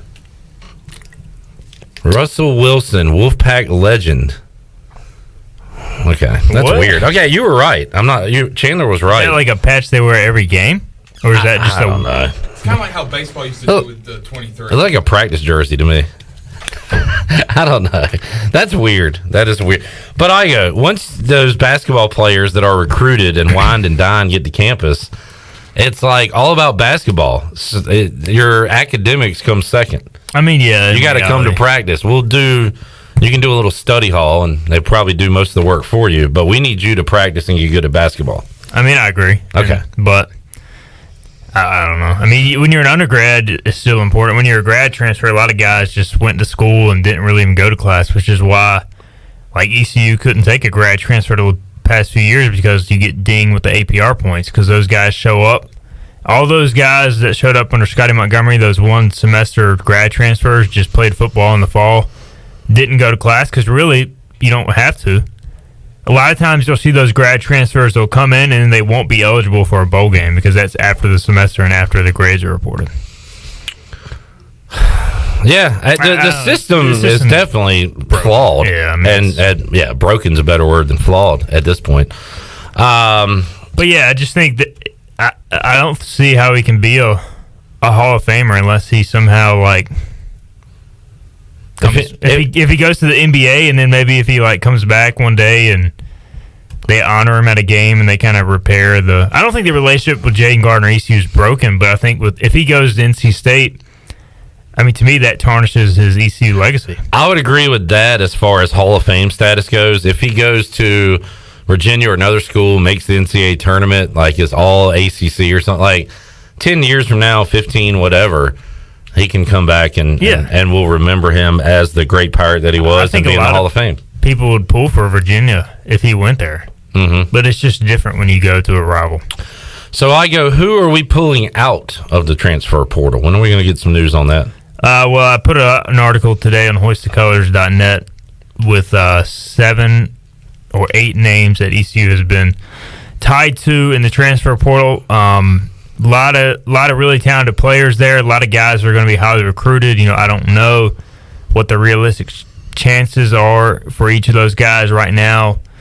We know that Hadim C, not Kadeem Sai, is in the transfer portal from Ole Miss and has drawn some interest from ECU, but there's also reports from the Ole Miss site that he's looking at potentially going back. So, he was the 6'10", 4-star recruit a couple years ago that came down to ECU, Pittsburgh, and Ole Miss, and he chose the Rebels. His first year there was really good, averaged like 10 and 5 a game, shot over 50% from the field. This past year dealt with injuries, COVID stuff, and didn't play a whole lot. So I don't know what he wants. Again, it's a similar situation. If he wants to go somewhere where he's guaranteed playing time, ECU makes a lot of sense. It was the same thing for Josh Carlton, the UConn transfer from Pitt County. He entered the transfer portal, from everything I heard, wanting to play more. And then he goes from UConn to a Final Four team, and you kind of wonder, I'm sure it's tough to tell Kelvin Sampson no, but if you're looking for playing time, why are you going to Houston? I meant to bring him up earlier because we were talking about pitches that you pitch to recruits, and wasn't it you, Igoe, that said it, or either typed it on Hoist the Colors, that the pitch from Sampson was, we're a tournament team without you, with or without you. But we're a championship team with you. Yeah, that was the pitch. I heard that from multiple sources. That's what they told Josh Carlton. So, again, I don't think Josh Carlton, he's a good player, but I don't think he takes Houston from being a Final Four team to a national championship team. I mean, but he's a solid big. I think it's great that guys want to win. Yeah, I don't blame him. I mean, listen, if your two options are to go to a Final Four team and come to ECU, which hasn't been in the tournament since 1993. That's a pretty easy choice. On paper, the sexy pick is obviously Houston. Yeah. But if you want to play, he entered the transfer portal wanting to play. I mean, UConn next year is going to be good. They're going to be a tournament team. It sounds like UConn with Hurley, and UConn tried to get him to come back. So, I mean, he could have came back there, played a similar role, made the tournament. So another thing about this transfer deal, these recruits out of high school are treated like gods. Yeah. And get all this attention. We all want somebody to want us, right? And then you get to your school, and you're like, you actually have to work hard, and you're dog cussed by your coach. And, you're like, well, I don't like this anymore. I like it when people, were being nice to me. Right, and recruiting process. And I want that feeling again. So I'm going to get re-recruited. And now I'm the apple of that coach's eye over there. How much of it is that? Because it's a lot easier, that part of it, than to do the actual hard work and to be a member of a team and to have to actually work. So the biggest thing I've noticed with that is the guys who are highly recruited out of high school that transfer don't really have a whole lot of fanfare when they go into the portal. They want to just make a decision, get it over with. You look at a guy like Jaden, who didn't really get that highly recruited out of high school. Now he's putting out his top 5, etc. He looks around and sees all these guys put out all these lists, and Jaden's like, "This is my time to get my brand out there, my shine." And he's doing it. The guy transferring from Florida or whatever, he's not going to put out his top 5. He's just going. He's already been through all that. Yeah, right? He's like, I'm just going to Clemson or whatever. You know, there's no super big fanfare there. And look, I don't blame Jaden for doing it. I mean, everybody else is doing it, and I'm happy that he's experiencing individual success and getting his name known more. So, but the kids all do it, but also these coaches and schools do it as well. I mean, how about the awesome Michael Allen graphic ECU put out the other day? I mean, that's the stuff you have to do. You got to get creative. You got to show love. You have to do something that sets you apart from everybody else who's doing the exact same thing. And what's funny is the coaches probably hate it for the most part. They do. They're like, I don't want to deal with this mess. But it keeps getting further and further away from what they would like to do in recruiting, which is like, hey man, you're a good kid. Come on here, play for the football team. Right. Instead of, we're going to make this graphic and roll out the red carpet and put up your nation's flag at Minchie's Coliseum. That's why you have recruiting departments, especially in football now. Like, they do all that stuff. Like even aside from the coach and the recruiting coordinators, you have like basically the hype team. I mean, that's basically what it is. You've got the coaches that build the relationship, then you have the graphics and recruiting personnel teams. So their job is to basically make the recruiting process as glamorous as possible on top of the relationship. So that's the direction it's heading. I mean, I saw, I think today, Penn State hired, the official title was like recruiting designer or something like that. I mean, so it's only going to get worse. Yeah, those departments just keep getting bigger. Redbeard says Jaden Gardner can join the Transfer Hall of Fame. There are a lot of people who should be in the Hall of Fame at ECU who stayed at ECU and are not in. Well, not in basketball, but Jaden Gardner and Mike Cook. Dude, you could make a Transfer Hall of Fame with all the names that have left from ECU basketball. Who was the guy back in the day? Frank Robinson? Frank Robinson went to Cal State Fullerton. He went to California. So. He played well. Yeah, he was fun to watch in the layup line. Tom Hammonds. What kind of shot was that? Ding Riak. Tom Hammonds. I saw Bryant Stith's name the other day, which reminded me of his son. Sampson? Brandon Stith. Brandon Stith, name, right? Robert Sampson. Yeah. So the Transfer Hall of Fame, that is going to be we're going to need to build a new wing over there for that building. All right, let's take a timeout. We'll come back. We'll talk a little ECU football, some more Pirate baseball as well. Stephen Igoe, Hoist the Colors, joins us, and we're back with more after this.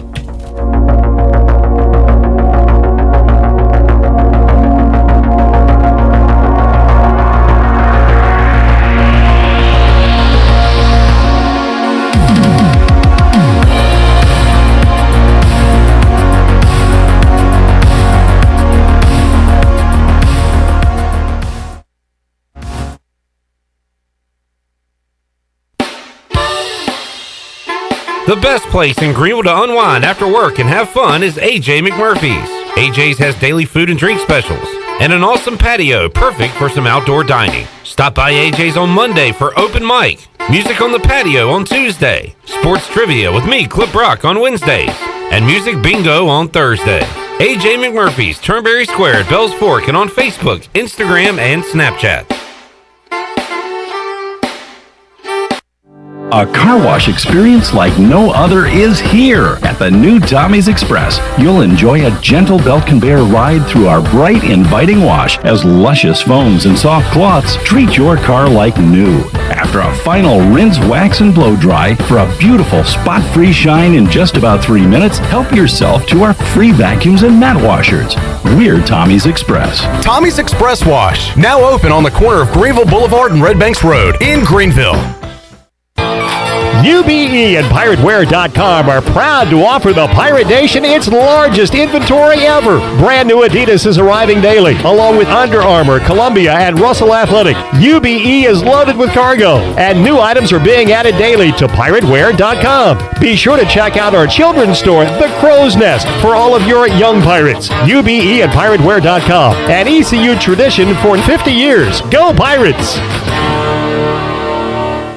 Hi, this is Jeff Charles, and welcome inside the booth. We lost a football coaching legend last month. I'll have some thoughts on a remarkable career next. The Pirate Radio Podcast. ECU football coach Mike Houston. You think about like Bruce Bivens and some of those guys, this is the first time they've had the same defensive coordinator and same position coach 2 years in a row. Yeah. They know the system. They feel so much more comfortable going into year 2 with Blake. The offensive kids feel so much more comfortable going into year 3 with Donnie. Listen to every Pirate Radio podcast now by visiting our podcast channel and subscribing in Apple iTunes or SoundCloud. The Pirate Radio Podcast is powered by Whiteclaw Hard Seltzer, proudly distributed by Coastal Beverage. Coach Howard Schnellenberger died at the age of 87 last month. A personal note first, I interviewed Coach before the Peach Bowl in Atlanta in 1980 when I was the voice of that game on WSB Radio. His Miami Hurricanes played Bill Dooley's Virginia Tech Hokies. My goodness, that's been over 40 years ago.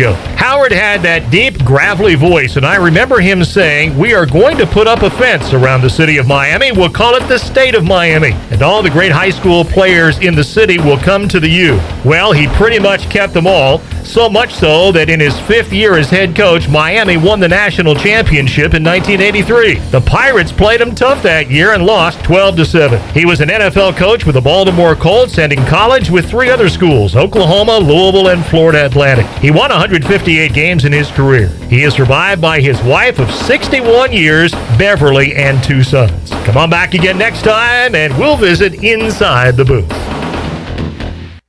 There's no better time to drive away with a quality pre-owned car, truck, or SUV from Greenville Auto World. Greenville Auto World is your authorized rough country dealer. We specialize in lift and leveling kits along with custom wheel packages. Whether you're looking for ground clearance or enhancing the appearance of your vehicle, trust our team for your off-road experience. Greenville Auto World, 3840 South Charles Boulevard across from Hardee's at Bell's Fork, or online at greenvilleautoworld.net. Hey Birdland, the game plan is set and we're excited to welcome fans back to Oriole Park. To prepare, we've made updates to our game day policies to keep everyone healthy and safe. Oriole Park will feature limited capacity pod seating, digital ticketing through the MLB Ballpark app, contactless entry, and cashless transactions. All fans are required to wear masks and no outside food or bags will be permitted. The experience may be different, but the excitement is the same. Learn more about our game day health and safety policies at Orioles.com/welcome back. Pirate Radio. And you write that down, because when you're at East Carolina, you go for it every time. Or you don't coach at East Carolina, you don't come to East Carolina, you don't play at East Carolina with a weak heart. Write it! The voice of the Pirate Nation.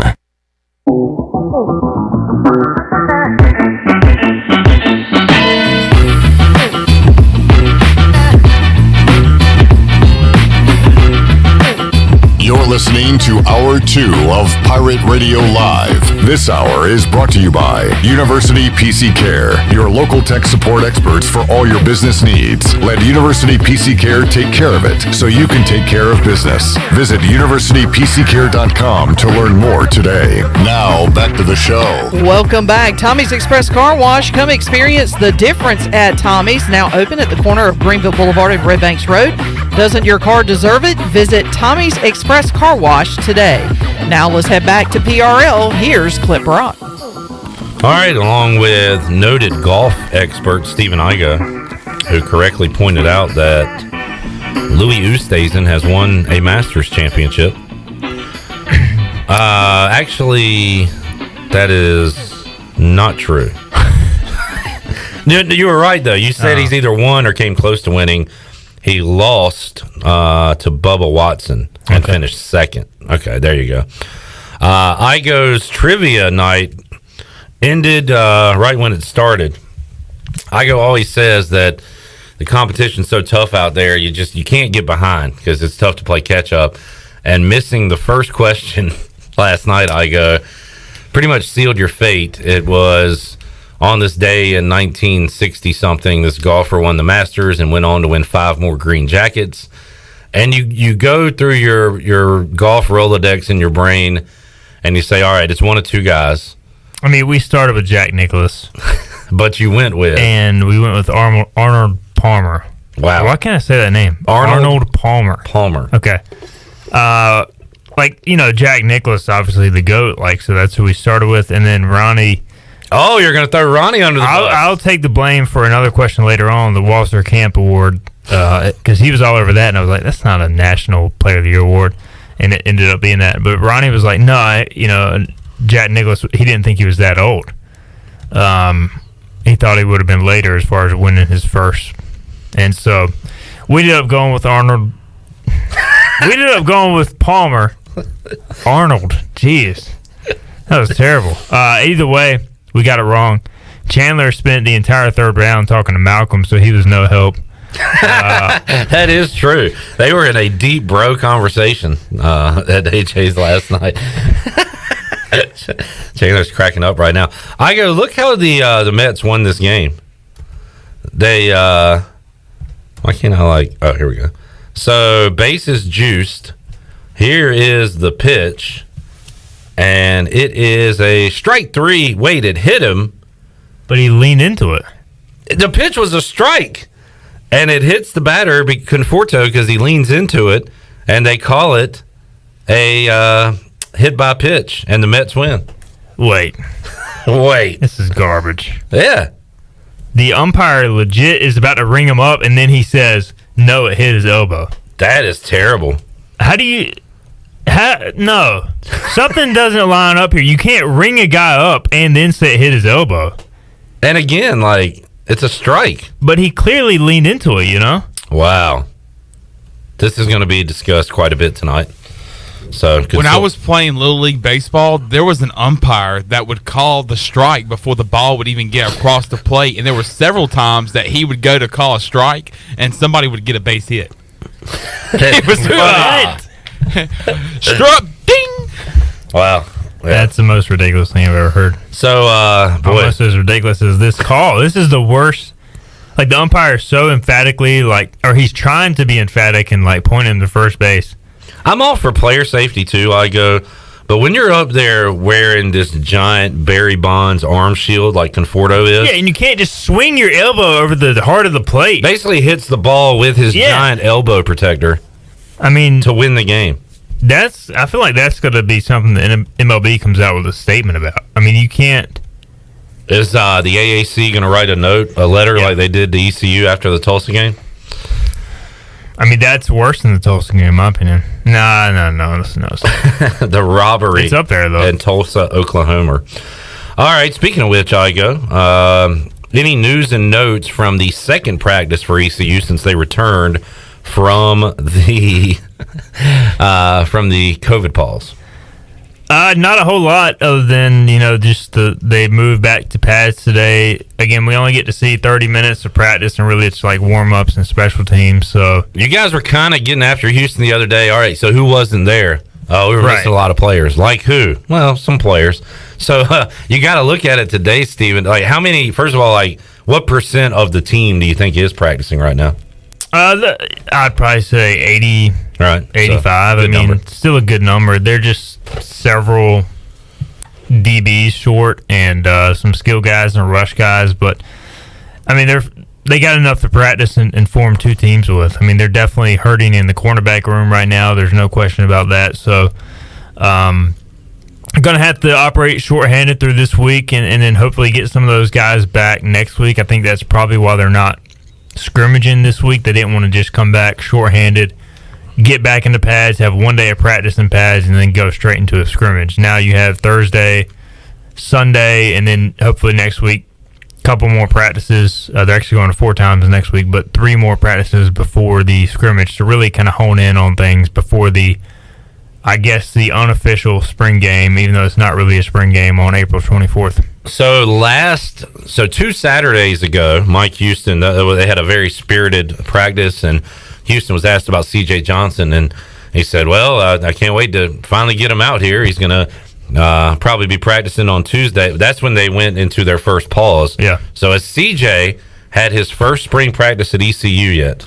Today was really his first day going live team stuff. He was back in a limited capacity on Tuesday. But today, just watching them go through walkthroughs at the beginning of practice, you had a pretty good second team set of skill players in, I think it was Mason Garcia was out there. He was handing the ball off to Keaton Mitchell. You had C.J. Johnson at outside receiver, Ryan Jones at tight end, and I want to say Josiah Hatfield at the other receiver position, so along with another guy. So you had some pretty good talent out there, and the biggest thing with CJ is just getting back in the speed, back up to game speed, getting physical, that sort of stuff. He looks in great shape. I mean, he looks slimmer than last year, and so I think it's as I watched Jordan Spieth try to hit from behind a tree, it's going to be a process of where he needs that week to build up to the spring scrimmage for his first, really true live game action of spring. Saw some video of Audio Matosho with the what do they call it? The jug machine. Jug? Why is it called that? I don't know. Okay. I mean, I didn't want to say like the jug. Is it jugs or jug? I think it's just the jug machine. Okay, jug machine. Catch the ball with one hand. Jugs machine. All right. I would love to know why it's called that. Igoe doesn't care. I do. If you Google it, I'm sure Google will give you a really good answer. Why is it called the jugs machine? Will he ever be like a big time, you can count on threat in this offense? Like, do you think he has the potential to be that? Because I feel like every year, like, he looks great, right? Yeah, he looks the part. Yeah, he looks the part. Can he be? What does he need to do to be that guy? Obviously, get more consistent catching the ball, and time on the jugs machine might help. But what else does he need to do, Steve? Hands and creating separation are his two biggest things. I mean, he's got straight line speed, great size, great leaping ability. I would like to see them take more shots to him down the field. You know, they take a ton with CJ. Yeah. But to me, Omotosho's got more speed and vertical ability to get up and out-leap a defender. So I would like to see them take advantage of his skill set that way. He's not a guy that's going to, you know, make a ton of plays over the middle and create a ton of separation. He's more straight line and lateral, like more of a track guy. So, but again, you know, his biggest thing is hands, catching the football. Just too often in traffic, he has struggled to pull the ball in consistently. And so that's, I think, the biggest jump he's got to make. And a lot of that, too, comes with game repetitions. I mean, you can catch the ball off the jug machine all you want, but in practice, but there's a difference between getting out there and doing it in a game and you're about to get smacked in the mouth. I was wondering if JUGS was an acronym for something. So what does JUGS stand for? Java User Group Switzerland. I don't think that's... no. James Watt Undergraduate Society. Jersey Urban Ghost Society is the coolest one on the list. But I think JUGS, it appears... So the JUGS curveball pitching machine was the company's first product. And I guess... So that's like the old pitching machines like we used to go to as kids. I wonder if they were all from like JUGS. And then that company created the football machine as well. So... Nobody cares. I was interested. If you know anybody with the JUGS company, let me know. Would love to get them on the show. Be a fun interview. All right. Any other standouts, notes from spring football, Igoe, before we move on? I think I've thought about this a lot. I don't know on your show, but I just think the overall depth of the trenches is something that sticks out to me. And they have a number of guys out on the O-line. Like, do we have a center yet? Trent Holler is back. Okay. So he can do some snapping. Now he's in a limited participant right now, but he's back. Nishad Strother's back. He missed the start of spring for a little bit. You know, Fernando Fry's still out. A couple other guys out. So it's not ideal that you're having some guys out, but you're also getting some young guys a lot of work. And then the D line, you know, Rick DeBrew, he's not really practicing right now. And so you're looking at some of the other young linemen on the defensive front that are getting some good reps. I think D'Angelo McKinney looks good. You know, he's the one guy in that room with a lot of length at 6'4". You know, the rest of them are kind of 6'1", 6'2".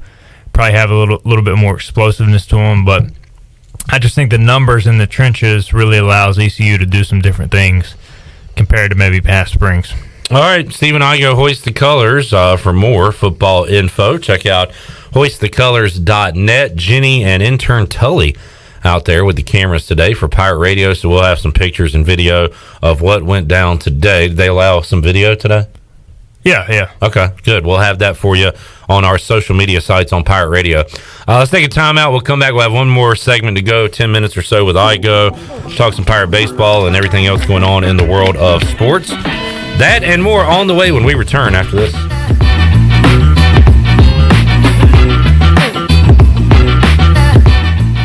The area's #1 pool builder for over 40 years is Greenville Pool and Supply. From fiberglass to vinyl to custom concrete, they do it all. And if you already have a pool, make sure your water is clean and safe this swim season with the help of the pros at Greenville Pool. If you bring a water sample to them, they'll test it for you in the store for free. And going on now is the annual water care sale with 20% off all water care products in the entire store. The 20% off sale is going on now until Saturday, April 17th, but only at Greenville Pool and Supply.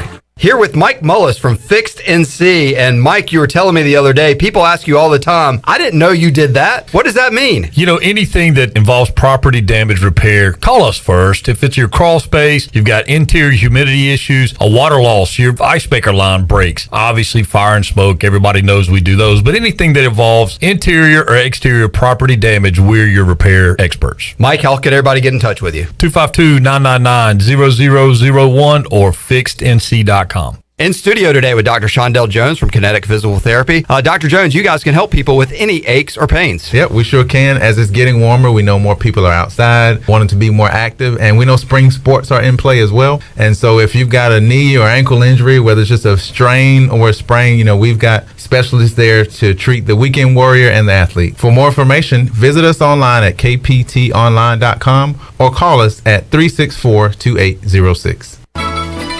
The best place for delicious food and great prices is Familia. Familia has $6 lunch specials, a $10 pizza of the week, and every Thursday has $2 drafts all day. Sunday brunch is the best for food and family. Come and enjoy favorites like shrimp and grits, made-to-order omelets, French toast, and drink specials like $3 mimosas, beer mimosas, or $5 Bloody Marys. Familia, Fire Tower Road near Pitt Community College, and FamiliaNC.com. If you wake up in the morning with a backache, feeling more tired than you did when you went to bed, you probably need a new mattress. And the best place to get that mattress is Factory Mattress. Hi, I'm Kirk Smith, General Manager. For more than 40 years, Factory Mattress has been Greenville and Wilson's local mattress dealer. We guarantee the lowest price on the area's best selection with over 50 models to choose from. No seconds or overruns. Factory Mattress offers only first quality direct from the manufacturer. Sealy Posturepedic, Beauty Rest, Stearns & Foster, and Tempur-Pedic. The most highly trained sales associates with over 60 years of combined experience. Same as cash financing with zero interest up to 48 months and free local delivery. Face it, to have a good day, you've got to have a good night. So sleep better knowing you saved money at Factory Mattress, locally owned on Greenville Boulevard in Greenville, on Forest Hills Road in Wilson, on the web at factorymattressusa.com, and a proud member of Pirates Supporting Pirates. If you love the food at Villa Verde, and hey, who doesn't? Now Villa Verde makes it even easier for you to order takeout. Tell us about it, Jay. If you go to myvillaverde.com, you can order online, and we'll have it ready for you to go. Plus, you can pick it up at either one of our locations. No waiting in line to pay, and no waiting at all. Just pick it up and go. With online ordering from myvillaverde.com or from our mobile app, plus even from our Facebook page. Villa Verde, now with 2 Greenville locations to serve you. Villa Verde, a platform for good. Hey, Eastern North Carolina, this is Miles Minges. And this is Landon Minges with Minges Bottling Group. We are proud to announce that Pepsi is once again the official soft drink of the ECU Pirates. That's right, Miles. Our family's purple and gold roots run deep. From founding members of the Pirate Club, alumni, and even a team physician, our support over the last 60 years has never wavered. We are Pirates. We're excited to be back at ECU and are honored to serve our great customers throughout Eastern North Carolina. Not only is this the birthplace of Pepsi-Cola, this is our home.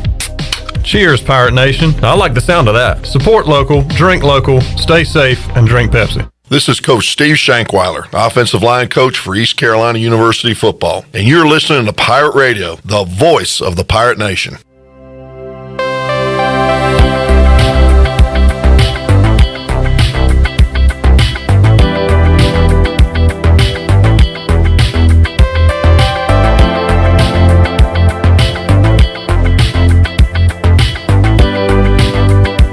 You're listening to Hour 2 of Pirate Radio Live. This hour is brought to you by University PC Care, your local tech support experts for all your business needs. Let University PC Care take care of it so you can take care of business. Visit universitypccare.com to learn more today. Now, back to the show. Welcome back. University PC Care has been Pirate Nation's go-to IT expert since 2006. University PC Care are the local tech support experts for any business need. Let University PC Care take care of it so you can take care of business. Visit universitypccare.com to learn more today. Now let's head back in to Pirate Radio Live. Here's your host, Clip Brock. Alrighty, back with you on PRL. Wrapping up hour number 2. Stephen Igoe is here. Troy D is here. Good to see you guys. Hey, if you're a little not early, just a little. Just you're not early, you're late. Yeah, it's kind of like going to the gym. I'm not technically working out yet, just on the treadmill warming up. Right, you guys. Getting your bullpen working. Yeah, just getting, just enjoying listening to y'all. Thanks So for in coming my in. office listening, I figure I'd listen in here. Yeah. Yeah. Get the real deal. Yeah. That way, if I have to say anything, I can say it instead of yelling it to myself. Please chime in if you do have anything to say. Steven, we got Pirate Baseball returning on Friday, doubleheader. By the way, the game time has been moved up for game one on Friday to noon. It'll be a noon first pitch. They'll play two. They'll play one on Saturday and one on Sunday against the Memphis Tigers. Pirates coming off a 4-game sweep. And a lot of the news this week, Stephen, has been about the regional sites being announced earlier. We had Aaron Fitt on the show on Wednesday, and I think if any Pirate fans were nervous this could have an adverse effect, the ECU, he probably calmed those nerves a little bit. Can we get the phones? My bad. That's all right. Hey, this is a warm-up, you know? Well, yeah. This is not your real segment. Yeah, so. I'm not technically started yet. This is just bonus time right here. That doesn't count. If Pirate fans thought, which is probably just the way we all think, because when I first saw it, I was like, well, this probably isn't good for ECU. But right, the default is the negative. Yeah, that's the... Oh, God, what's this going to mean? Right. I don't know how to feel, so I'm just going to be negative about it. That was me, Clip. Yeah, I was like, I think that was everybody. Good. I was like, wait a second, maybe it is good. But Aaron Fitt was like, all right, you guys are top 10. You're going to keep winning series. Like, you're going to be fine. You're going to be in a great spot. Probably calm the nerves of some Pirate fans. And the way he put it out there, I mean, it's going to be just like a normal selection process, maybe. We'll see what the NCAA has to say about it. But he says ECU is in fantastic shape. In fact, he said he'd be shocked if ECU is not one of the top 16. Didn't say top 8, but top 16. Well, that's because everybody's assuming ECU is going to roll through conference play, and if they do, they will. But I mean, that's the thing is, if ECU drops one series, they are going to get dinged in a major way. So, on paper, yeah, but now ECU's got to go out and win probably 3 out of 4 at the worst, maybe split a series or 2. I mean, they've got to really kind of run away with this conference like they did a few years ago, and that's not easy to do no matter who you're playing. So, I don't know if it puts any pressure on ECU that they're expected to win, but we all know how ECU performs at times in that. But I feel like baseball, Cliff Godwin, they're used to being in this position, so they, more so than maybe football or basketball, perform better with expectations. And if it benefits ECU, it's great. I still don't understand the reason, like the sense of urgency on it, because as you said, Cliff, it's going to still be regional sites. They're still going to go through the selection process. Why don't they just wait and see how the season? Why the sense of why have to do it so early? I asked Aaron Fitt that, and Shirley Cup 4. Why go to this new guidelines? And here's what Aaron Fitt said yesterday. So apparently the CDC guidelines require a certain amount of time, and my understanding is it's just 1 week that you need to set up your testing facilities to meet their standards and kind of establish all your protocols. I don't know why they built in this 3-week buffer. I don't understand the reason for that. It feels like a pretty arbitrary timeline, and we haven't really gotten any answers on that. But and I do know that it has to do with establishing your protocols, and that's why also the teams that are locked in as their 16 regionals are also going to be the super regional host. That you can't have some other team come in for the next weekend as a host because there's just not enough time to meet the guidelines. Igoe, you said on Monday maybe an overabundance of caution, and it sounds like that's what this is. I mean, that's it. Again, I don't think you need 3 weeks to come in and disinfect Clark LeClaire Stadium and make sure the hotels are ready to go. I mean, I feel like you can do the majority of that in a week or 2. I mean, 3 weeks seems like a lot. I had someone ask me, what if you have a regional site and all these states are different as far as you see Texas right now, the Rangers, they're wide open. It looks like it's the good old days, right? Like, nothing's ever happened, which is fantastic as far as I'm concerned. Let people make their own decisions. But there are no restrictions in Texas when it comes to baseball. Then you have North Carolina right now. I believe it's 50% capacity, but you got a bigger issue. Even ECU could go up, but they got the 6-foot buffer rule that they're trying to accommodate, which keeps the attendance down. So now even if they go to 100% capacity, but they keep the 6-foot rule in, technically the university is trying to abide by that. You're only going to get 1,500 fans, and if that doesn't change by the time the regionals are here, how much of that is factored into how many tickets the NCAA can sell? Because this is a money-making game, too. Let's not kid yourselves. Do they weigh states that are a little more open because they can sell more seats? I think it's a very strong possibility. They'll never admit it, but 100%. That's what they will look at, and maybe that's why they need the 3 weeks to look at all the state policies and all that stuff and kind of calculate what type of money can we make here versus there. Like, I'll be surprised. I mean, they do want to spread it out historically, but a lot of the West Coast schools, like if there's a school in California that's not allowing any attendance right now, or like a Michigan, which I don't think is allowing any attendance, that has been talked about as a regional host site, I'll be surprised if those schools host, because that's a net loss for the NCAA if those schools host. That's an issue. I'd be curious to get someone's real perspective on that from the NCAA. Yeah, so I think ECU at least having fans helps. It would be nice if it opens up more between now and the beginning of May, which is when they're supposed to announce the sites. But I feel like if ECU keeps winning, the fact that they have strong support, they are allowing some fans, they've hosted before, I think it plays ECU's favor. Well, you want to talk about a tight ticket if things don't change attendance-wise. You saw how tight that I said I thought the ECU UNC baseball ticket was the tightest baseball ticket I've ever seen in the history of the program. Imagine a regional, how tight that would be if you only hit 1,500, and out of those 1,500, a good chunk's got to go to the players, families, and administrators and stuff like that. And the opposing teams, I would imagine. So, yeah, you could make some that would some be the money highest off the price secondary market ECU baseball ticket ever. Yeah. Of all time. And who knows, could it eclipse a football secondary market, perhaps? It might, yeah. Depends. I'm one of those projected regionals. I saw North Carolina come in, and it looked like a pretty kick-ass regional if it was to play out like that. Wonder how much we can make off our media credentials. Tom just had a stroke. He joke did about that. What did Igoe just say? He just revoked yours, Igoe. He probably did, You're done. Now they're going to take your temperature 10 times when you go in. Pirates get 3 out of 4 this weekend, Igoe. Is that the expectation? Yeah. I think the expectation is to win the series. I mean, if you can sweep, great. I mean, if you start conference play 8-0, I mean, that's phenomenal. But I do think Memphis is probably the weakest team left on the schedule. But, I mean, you look at them, just like every team in the American, they got guys that can beat you. I mean, Hunter Goodman, their catcher, preseason player of the year, could play in the SEC. I mean, all it takes is one mistake, and with guys on base, and he can spot Memphis a 3-run shot or a 3-run lead. So, and they got 2 really good bullpen arms.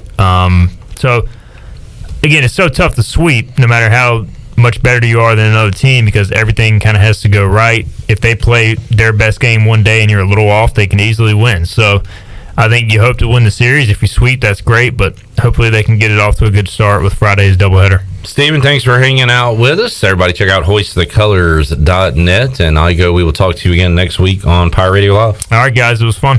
Good seeing you. Nice looking shirt, by the way. I like that. Yeah, Represent. Yeah. This is a good one. Troy, are you going to ask him, or should I? Ask him what? Where's our gear, our Hoist the Colors? Oh, I just assumed it was still in shipping delays clip. That's shipping delays. That's the new excuse. Yeah, it's stuck in the Suez Canal. It's on the way, but got a little hung up. COVID It's been so long, I forgot you had even promised us gear. I was just looking. I was hoping y'all would forget. I had. 50% of us in this room had forgotten. I only brought it up because Troy would ask. You went on a pretty good stretch where you'd ask, and you're right. You hadn't asked in a while. I've given up on it. So now it'll be a surprise. It'll be great when I do bring him in. Yeah, absolutely. Like 3 years from now. A spoiler alert clip. I heard you guys talk about this yesterday, and John Moody just posted on our Facebook page. Don't forget to ask Troy about his restaurant freakout story. Would you like that coming up in the next hour? Okay. And by the way, John is one of the great reminders. He reminded me to ask Igoe about the WWE wrestler's son that ECU's recruited. John is what I would categorize as a P1 listener. Yeah. He is a top tier 100% P1 listener. Great work, John. Different categories. Some people tune in and out. John, and there's a number of P1 listeners. He's not alone, but I got to give him a P1 listing. He's always there, always reminding, always listening, and always asking questions. Episode 2 of Pirate Radio Trivia will be dropping soon. Episode 3 will be recorded next Friday, Troy. John Moody versus Redbeard. Oh, man. That's going to be a great He's another P1 battle. listener, by the way. Redbeard, one of the greats. That's going to be a fun one. If we had a Listener Hall of Fame, both those guys would be what we refer to as first ballot inductions, I believe. Yeah, and John's one of those guys. He's still young, but he's been listening since he was a kid. Yes, and now he has a kid. Yes, he's been around for 2 generations. Yes, we've been through John with all his life changes. It's been. I mean, John wasn't even in puberty when he started listening to us, and now he's a man. Raising a kid who's getting ready to be in puberty. Steven, I forgot you were still here. See you later. Yeah, I'll see you guys. All right, so I was debating whether to share this story because it's a little edgy, but I will. You're leaving already? Yeah, he said We got to close the segment. All right, but I will. This is a good one. This is a true life story that happened to me 2 days ago. All right, we're sold. We're ready for it. Coming up in hour 3 of Pirate Radio Live, we got Donnie Kirkpatrick mic'd up, a cool video that ECU football dropped. We'll hear that and more in hour 3. We also got to open up the Pirate Radio booty bag. It's all ahead on Pirate Radio Live here on a Thursday, and we'll be back with you after this.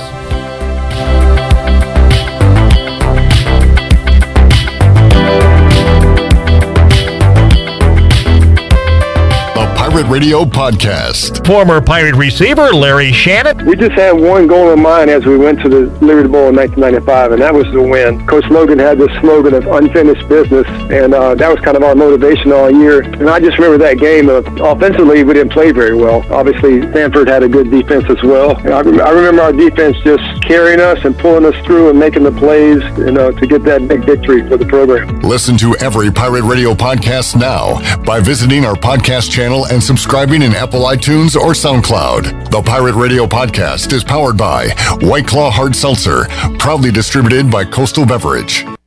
You don't need a big meeting. You don't need a birthday. You don't need any excuse at all. You just need to love subs. Times 12. Order the Jersey Mike's catering box today. Jersey Mike's. Be a sub above. Good things come to those who wait. At Jersey Mike's, they also come to those who don't. Download our app, order ahead, and skip the line. Cut to the Chase by Jersey Mike's. Be a sub above. Ahoy, mateys! To keep those cars clean, you need the Pirates Cove Fast Pass.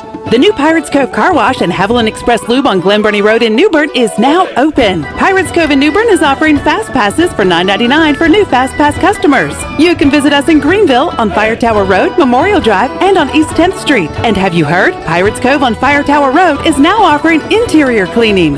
So we have you surrounded. Pirates Cove, the official car wash partner of ECU Athletics.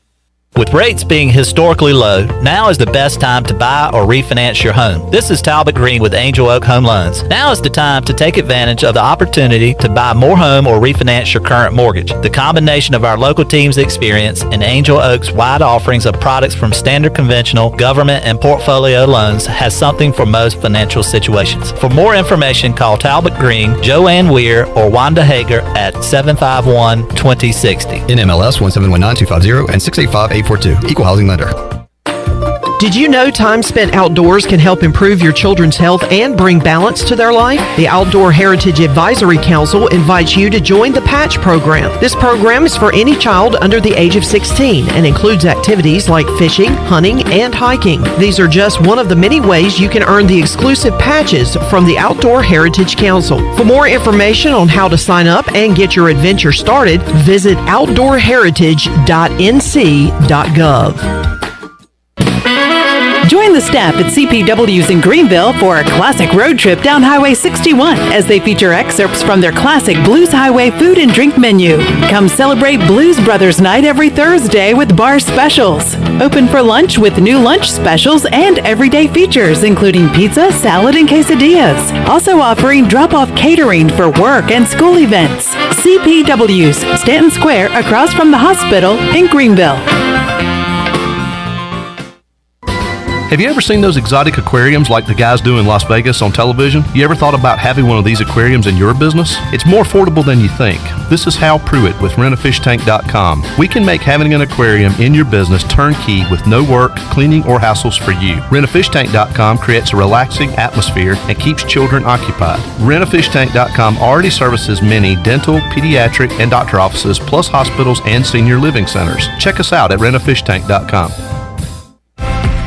Let us help you get back to business. This is Donald Stocks and Justin Judge of PIP of Eastern North Carolina. We're ready to assist your business with branded PPE. Would you like face masks with your logo? We can do that. Plus custom social distancing signage. Now is the time to ramp up your marketing efforts. Whether it's cutting edge, contactless, touchless marketing, or traditional direct mail, we can do it all. We are PIP of Eastern North Carolina. This is Pirate Radio, WGHB Farmville, 1250 and 92.7 FM Greenville, WDLX Washington, 930 and 104.1 FM Washington.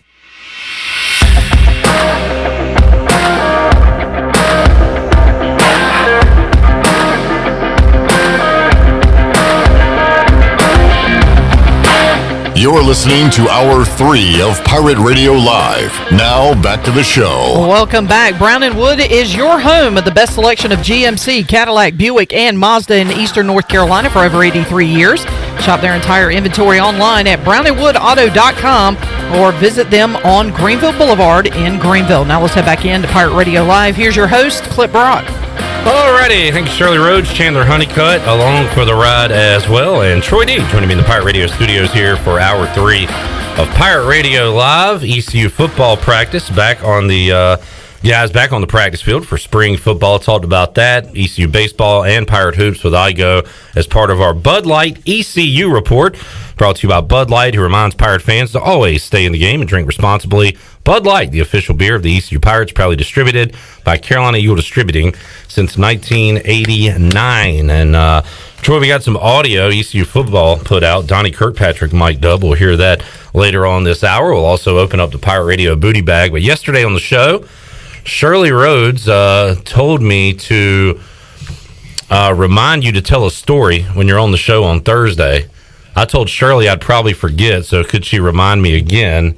And then John Moody, our listener, actually reminded both of us a moment ago via Facebook that you had a story to tell. Yeah, you want to lead with that? Yeah. Okay. You said it was coming up next, so yeah, we'll get to it. All right. And is it my audio or your audio? It is. On?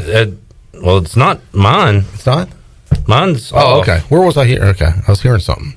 All right, never mind. No, I heard it too. Okay. But no, we've got. Right. I want to go ahead and do it now because you are one of the great storytellers of our generation. All right. Sometimes they are a little lengthy. Okay. All right. Fair so enough. We got plenty of time. Okay. All right. So I was. Let's just say I was out to eat. This was, I don't know, like 2 nights ago. So I'm out with a couple friends to a local dining establishment. I don't want to say the name because I don't want to. The restaurant. What happened is this was no fault of theirs. Mm-hmm. So they're kind of an innocent victim in this, if you want to look at it that way. It had nothing to do with the food or the location, just to clarify. Mm-hmm. All right, that's clear. So we're in the restaurant.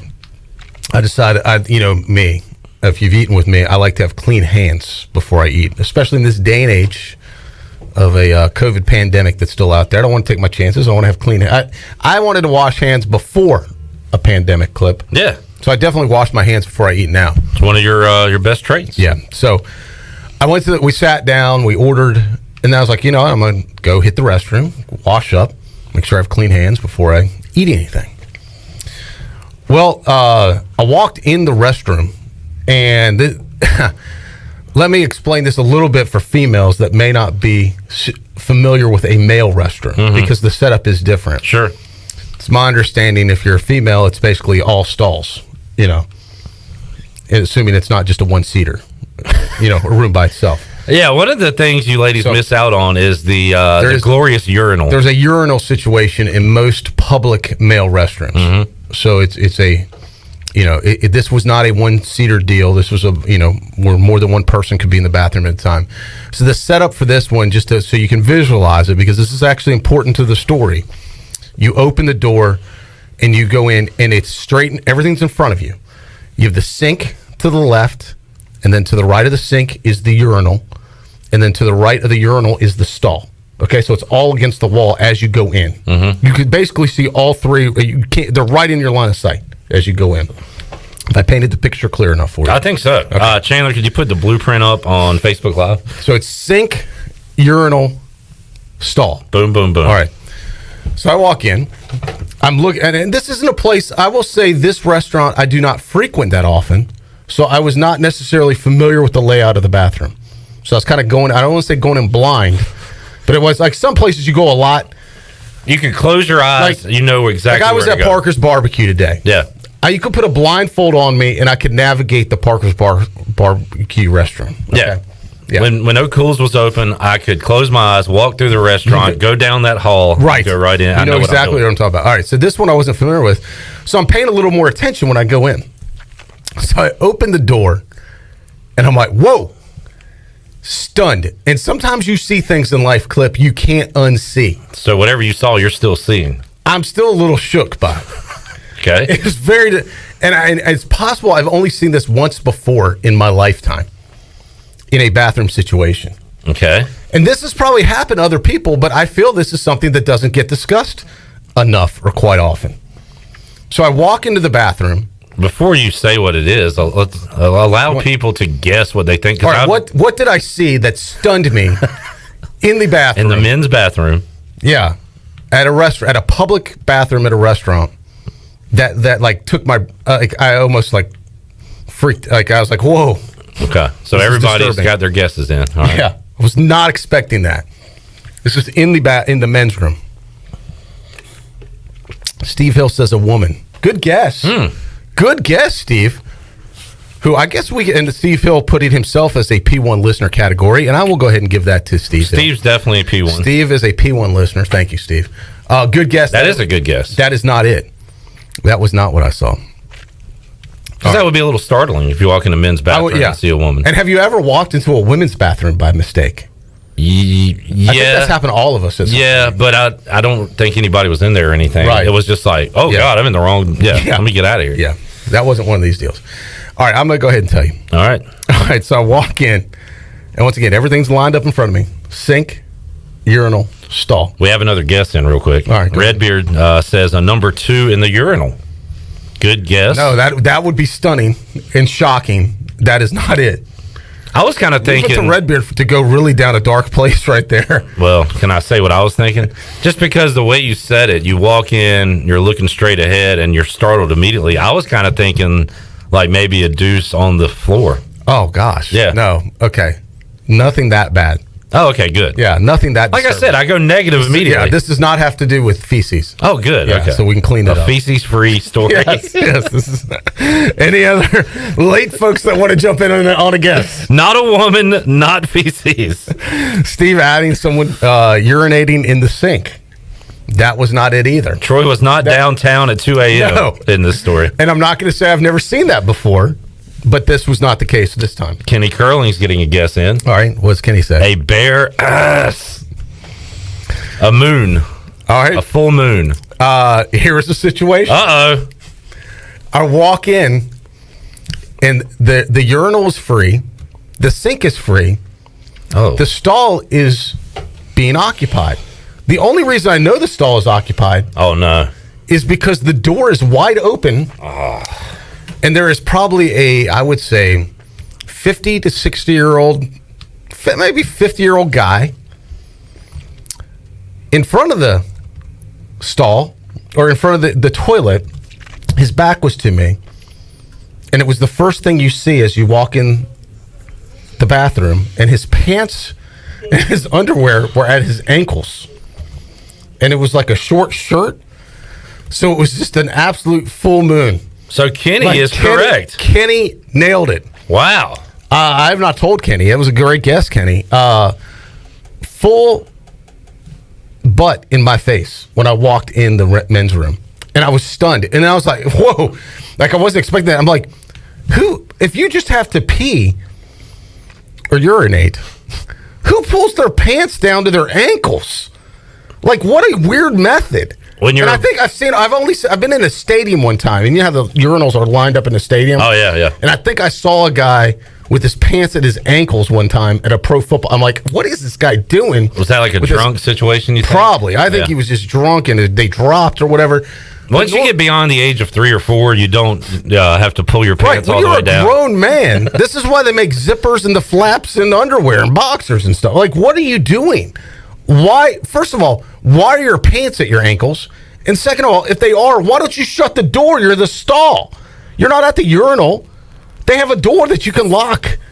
What the hell is wrong with these people? Do you know how traumatizing that was for a Troy D to have to see that? So now you're still seeing this guy. And it was all his awful. Glory. Yes. Okay. Well, what was your next move at this point?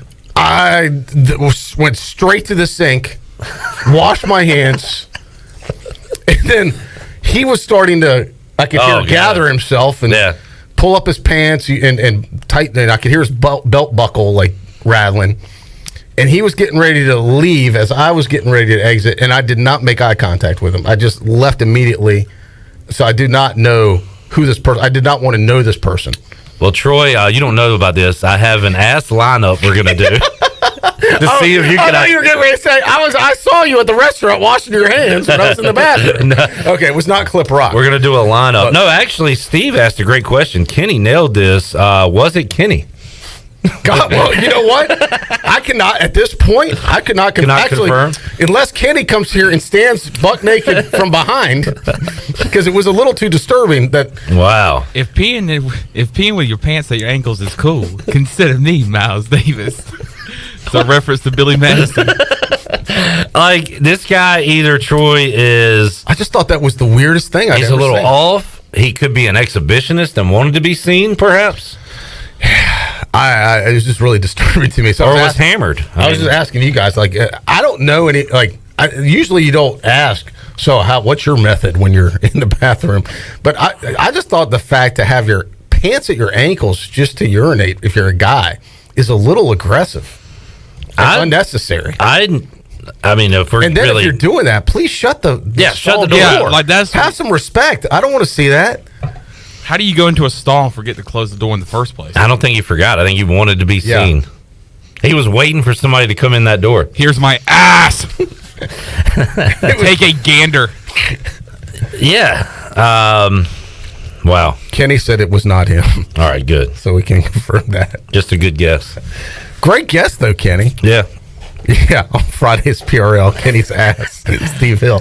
Troy won't be here. We'll make that Monday. Yeah. Let's do the lineup. So I've really kind of been disturbed by this. I was asking you guys, like, yesterday, is this a problem? I think I asked you, Chandler. I was saying, have you ever seen something like this? I don't recall ever seeing y'all ever witnessed that in your life? Public. Right. That's why it like stood out to me so bad. I'm like, wow. When I was in kindergarten, I walked into the bathroom and like a kid would have his pants at his ankles. He's 3 years old, 4 years old. That's what I'm saying. That's like a normal situation. This is a grown ass man with his ass out. Yes. Or like this is a problem. A dumb party, like a guy running around with his ass out or something. Yeah, like a joke. Or like a joke, not like a. That's just part of the atmosphere, though. Just part of a regular night. Yeah. Anyway, so I've really been traumatized this week by that. Truly is a cool, neat story. And that's Troy's cool, neat story. So, anyway, luckily it did not ruin my appetite. I was still able to eat dinner. And that guy's ass is an Eastern North Carolina legend. I visit now with this guy's right ass. You quit clowning around. I'm gonna wear your butt out. I didn't want to make eye contact with him in the bathroom, but I did. Once I was at my table, I did want to see, like, who is this guy? I'm not going to say that joke. Yeah, I was going to say. You know how people, like, come in and say, like, say the joke? they come and say, like, who has the yellow Jeep? Your lights are on. You go in there and say, who has a birthmark on their ass? You need to make sure that you pull your pants up next time you use the bathroom. Yeah. What was your joke going to be? It's bad.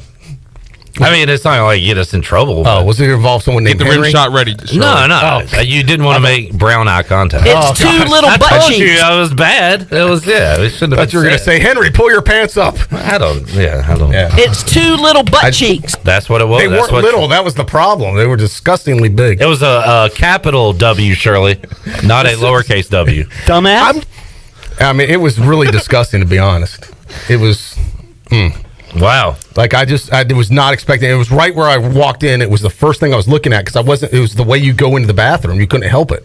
Right. That's why I think saw you it. might It have stunned wanted me, it. and then I, like, obviously turned away after that and went straight to the sink. This was the first conversation I had with Troy Dreyfus yesterday morning. I get into work, and I get my laptop out. I get everything set up, and Troy comes in and goes, let me tell you about what happened last night. When you go through something traumatic, you need to talk to somebody talk about therapy. and talk it out. I don't blame you. It felt better to talk with you about it. It was a great story. I'm glad you didn't keep that in to yourself. It really messed you up. But I hope that then, as a public service, if the guy's out there listening, who was the guy, perhaps in the future, hey man, you don't have to drop it to the ground. There's better ways to handle the situation. And again, if that's your method and the only way you can do it, close the door. Correct. Use the lock. Then close the door. Yes. If that's how you have to do it. If you have to go like a 3-year-old and shut the door.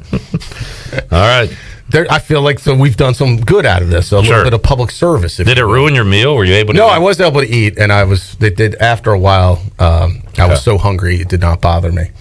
Thank God he was standing facing away from me and it wasn't the other view. So you weren't even curious, like, when you left the bathroom to see who came out of the bathroom? I did, well, when I got to my table, I kind of gandered as he came out because I could still see it, and it was no one I recognized. Oh, okay. So okay. I mean, and it's possible this guy could have even been from out of town. I'm not even going to pin this on someone that lives in Greenville. Okay. This could have been some weirdo from out of town just visiting. You need to post, do a police sketch of the butt. It was. I'll be honest. I have not seen. I'm no expert on male butts. Yeah. But it was very ugly. Yeah. That's one thing you don't see a lot of. Yeah. Male butts. It was disgustingly ugly. Yeah. All right. Well, there you go. That was a great story, Troy. I'm glad you made it out on the other side. Yeah, thank goodness. Godspeed. Yeah. All right. I think we need to take a break, and we will come back and have more for you on Pirate Radio Live. Troy, dinner by the moon. A moonlight. Ironically, I was sitting outside.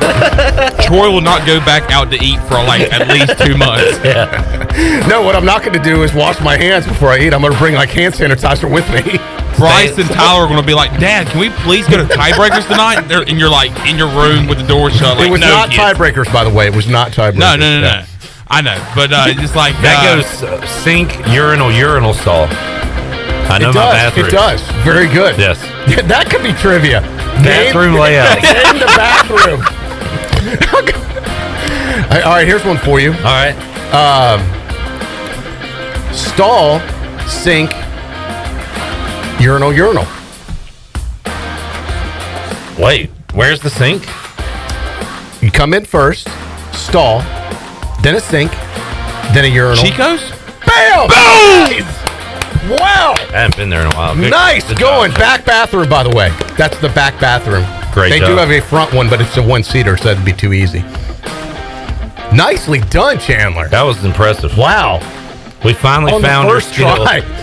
On the next episode of Pirate Radio Trivia in Zoom Room. Name this bathroom. Apparently, I can name a song in 5 seconds. You can name a bathroom layout in 4.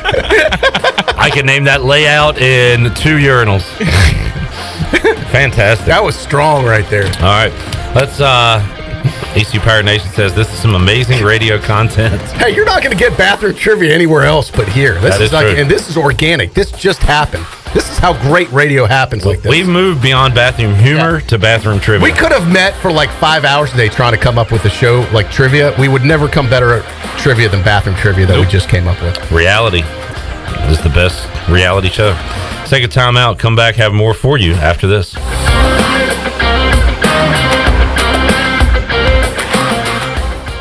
Hey Pirate Nation, this is Tom Brown from Brown & Wood Cadillac. We've been serving the Pirate Nation in Eastern North Carolina for 83 years. We have 4 brands, 3 generations, 2 showrooms, and 1 goal to make sure you leave a happy customer. This month at Brown & Wood, get a 2021 Cadillac and save over $4,000 off and 0.9% for 72 months. And as always, Brown & Wood is the home of the lifetime powertrain warranty. We're located on Greenville Boulevard next to the Convention Center, or shop us online at brownandwoodauto.com. We're midway through bath time, and 2 medium, 2-topping Domino's pizzas for $5.99 each have begun their drive to the Smith's front door. That's a GPS-enabled custom delivery alert, folks. The newest improvement to the Domino's tracker, saying Domino's will be there in 2 minutes. They're calling it audible. Bath time's now rinse time. They've got 1 kid dry, 2 kids dry. The pizzas are here. They made it to the door. The kids are clean enough. The new Domino's tracker with GPS worked again. 2-item minimum. Pan pizza will be extra. Ask for this limited time offer. Prices, participation, delivery area, and charges may vary.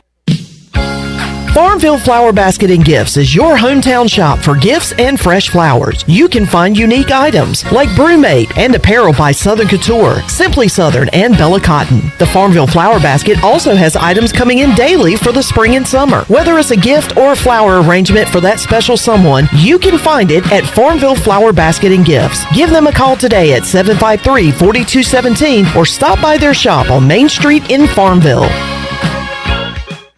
Wait up. Papa John's has a new stuffed crust.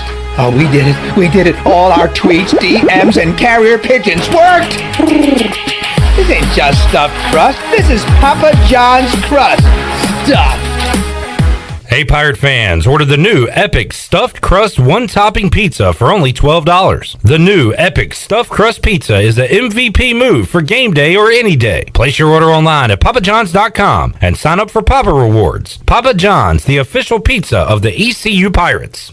Introducing Tommy Club, the best car wash value anywhere. Starting at just $19.99 a month, you can wash your car as often as you like, and also take advantage of our express lanes exclusively for Tommy Club members. You can enjoy a gentle belt conveyor ride to a spot-free shine faster and as often as you like when you're a member of Tommy Club. Plus, our vacuums and mat washers are always free.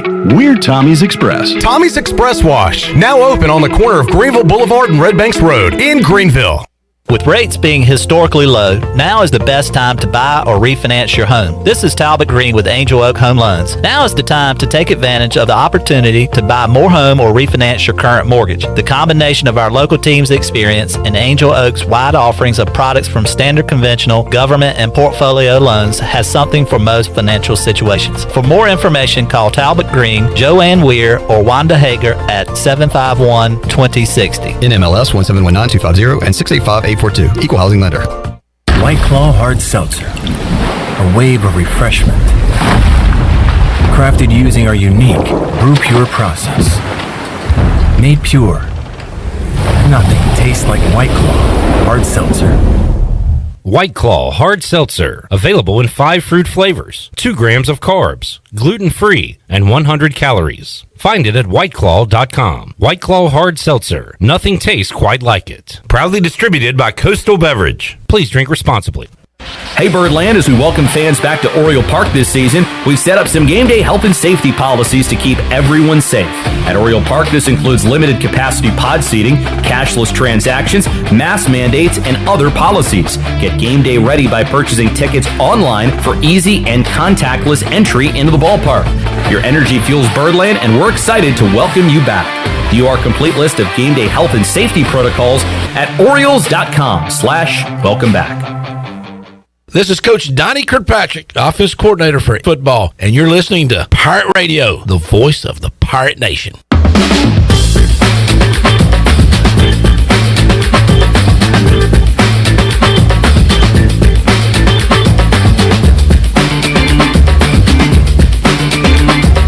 You're listening to Hour 3 of Pirate Radio Live. Now, back to the show. Welcome back. Tiebreakers is open every day at 11 a.m. and is the best place to watch your favorite sports while enjoying the best wings in town, along with sandwiches, appetizers, cold beer, and more. Follow Tiebreakers on Facebook and Instagram for daily updates. Now let's head back in to Pirate Radio Live. Here's your host, Clip Rock. Back with you. If you missed Troy D's story, it was a doozy. Kevin Cozart says that would have been a great transition to the booty bag. He's right. We missed that obvious transition. Right, well done, Kevin. Troy D with a great story about what he saw when he entered a restaurant bathroom earlier this week. Yeah, very disturbing. A full moon. Kyle Alfred says this is what separates alpha males from beta. So is he was kind of marking his territory, like this is my establishment. Oh, no. I don't think that guy's an alpha male. I think he is. No, I think the opposite. I'll walk around with my butt out because this is my place. If you have to pee standing up and your pants and underwear at your ankles, I think you that's a beta move? Yes. That is not an alpha move. We've also got some food puns going on. Who got the first one off? Let's see. That rump was Boston butt. Kyle, did Troy have the Boston butt roast as his entree? Steve Hill adds rump roast. So yeah. A lot of good ass jokes today. Tell you what, we know our listener base, right, Troy? This is right up their alleys. Yeah, and we were talking about it. A lot of these stalls, once again, this is for our female listeners. They don't know this stuff, so you have to educate them a little bit. These stalls are very small. I'm thinking the female listeners probably turned this off a long time ago. Yeah. Only dudes are listening now. Who am I kidding? Thanks, guys. Appreciate you sticking with us. This is Dude Radio today. But all right, so the dudes know how tight a stall can be. I mean, so think about it, though. Like we were talking about, why would you even want to have your pants that low? And then you got to pull them back up, especially if this guy was probably like 55 some years old. You got to lean all over. You're not as flexible as you used to be. You risk falling over. Yeah. Into get the tangled toilet. Up down there. Yeah, get tangled up, or like your face is like right towards the toilet as you got to pull them up. I mean, it's a hot mess, I would imagine. Yeah, he went way. I mean, this is such an easy thing to do to go number one in a bathroom, and he took the most difficult possible way. I just can't get the visual out of my head. This is brought back. It's kind of like post-traumatic bathroom disorder I have now. Well, that's why Chandler said, when will you return to a restaurant, and when you do, will you go in the restroom, and will you slowly open the door and peek in, knock on the door first, ask your buddy to go do a quick security check, a quick check. This is karma, because talking about traumatized. Troy got to where he would try to scare me every time I come in the building. Not every time. And it was only like twice. It was like at least 3 or 4 times. Was it that many? The other day I came in. I wouldn't try. I did. I'd get you every time. Yes. Every time I'd scare the bejesus out of you. Oh, yeah. But now I come in to the building and I look behind every door. I walk very slowly. He came in this morning. He's like, he walks in like he's He's totally paranoid now. Like Spider-Man, going through the side of a building, I'm like, what are you doing? Sure. He's like, oh, you're there. I'm like, all right. Okay, I totally thought you were getting ready to jump out from behind me. Actually, this morning I'm walked traumatized. in and I heard your voice in your office. So I was like, all right, he's not hiding from me. So I knew to come in and everything, the coast was clear. Poor Chandler's traumatized now from just some good office fun. Yeah. All you guys have issues you need to talk over with your therapist. I'm scared of Troy Dreyfus. Troy's scared of ass, apparently. Scared of restrooms. Of male ass, definitely. We got a lot of issues. All right, I don't know how to segue to anything I don't else. know. Yeah, sorry about that, Cliff. But I do want to hear the Donnie Kirkpatrick mic'd up Troy did. Oh, absolutely. And I have not heard this yet, so I'm looking forward to hearing this. ECU football put it out, and it was the day David Garrard was there. It would probably be better to watch it with the video. I mean, it's audio, he's talking, but to see it with the video, you'll get a little more out of it, so you can check it out. But we do have the audio, Troy. As you know, Troy can tell a great story. Donnie, one of the best talkers of all time. I always joke with Donnie Kirkpatrick, if the football thing doesn't work out, he could be a stand-up comedian. I mean, I think he is funny. I've heard him give speeches before. Yeah. He's got a great personality and a great storyteller. I didn't want it to come out wrong, but I'm ready for him to retire so he can do a show. Yeah. Well, he could be like something. Not our next Rick Smith. We could have him in addition with Rick Smith. He would be a fantastic. You imagine him and Rick Smith on the same show? Storyteller, analyst, whatever. So here's Donnie K mic'd up at ECU football practice. This has been a couple of weeks because it was the day, unless David Garrard's been there multiple days, but it was the day DG was there at football practice. But here it goes. Donnie K mic'd up. You mic'd up today? Yeah. Oh. Yeah, so be careful what you say. It won't be me, it'll be you. Here we go, Avery Jones, on a Tuesday, huh? Good. At opposite toe, okay? 11 o'clock. 11 o'clock for the right-handers. David Garrard's supposed to make an appearance today. Really? So you can get a Can we get him some reps? Yeah. We'll put him in. We'll run that little speed option with him.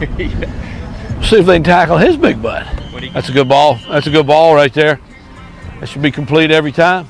That's a good ball right there, Mr. Flynn Flam. Hey, still patience on the release. Quarterback's either over the shoulder or back shoulder. Mix it up. You got to read the ball. Right. Stubby, you need your mask on just to make the picture better. Woo! Look like a natural there, 88. Woo! Got hands like feet there, man. Throw before we go, pat and go. Get out of there. All right, here we go. Right side today. Right side today. Right side today.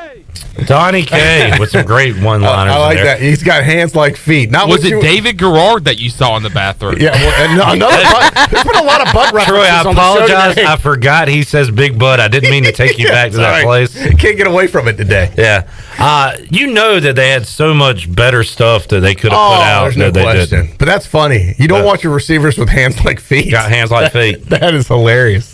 I wish they would do more of those mic'd up. I love the mic'd up segments that they do. Yeah. I'd like to hear the real stuff, though, like you said, not the edited. Oh, man. Like 3 hours of Donnie K? Like that, how much? When he doesn't know he's being mic'd up would be even funnier. That would be the good part. If you could do it with a parabolic mic where he's not wearing it and he doesn't realize he's being recorded. Yeah, one of the all-timers there, Donnie Kirkpatrick.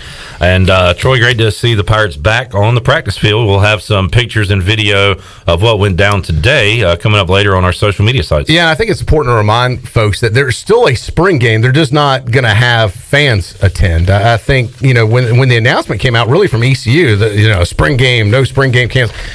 What they're trying to do is avoid having a conflict with having them, if in case the date gets moved, it's no big deal for the players or coaches or even media to adjust, but they don't have to let the fans down. Let's go ahead and eliminate that aspect of it. But they're still going to, you heard Coach say, they're still going to have a spring game. Right. They're just not going to open it up to the public. Mike Houston will be on the Brian Bailey Show on Monday, Troy D. So good show. That'll be on at noon and 6 o'clock coming up on Monday, and he'll recap what's happened so far in spring practice and look at the final days ahead for ECU. Speaking of ECU football, Carl Lester Crumpler, who used to work with Jeff Charles, that'll be coming up again when? Friday night? Friday night, at 6 o'clock. I heard a lot of people talking about this. I got to hear. I didn't get a chance to hear it yet. It is, I believe, up on our, or will be if it's not already, up on our Apple Podcast platform. But we will run it again Friday night at 6. It's Jeff Charles and Carl Lester Crumpler Sr. on the Pirate Radio podcast. Look forward to hearing that one. Probably a lot of great stories. We played a couple of cuts yesterday. He had a very interesting teammate in Buffalo.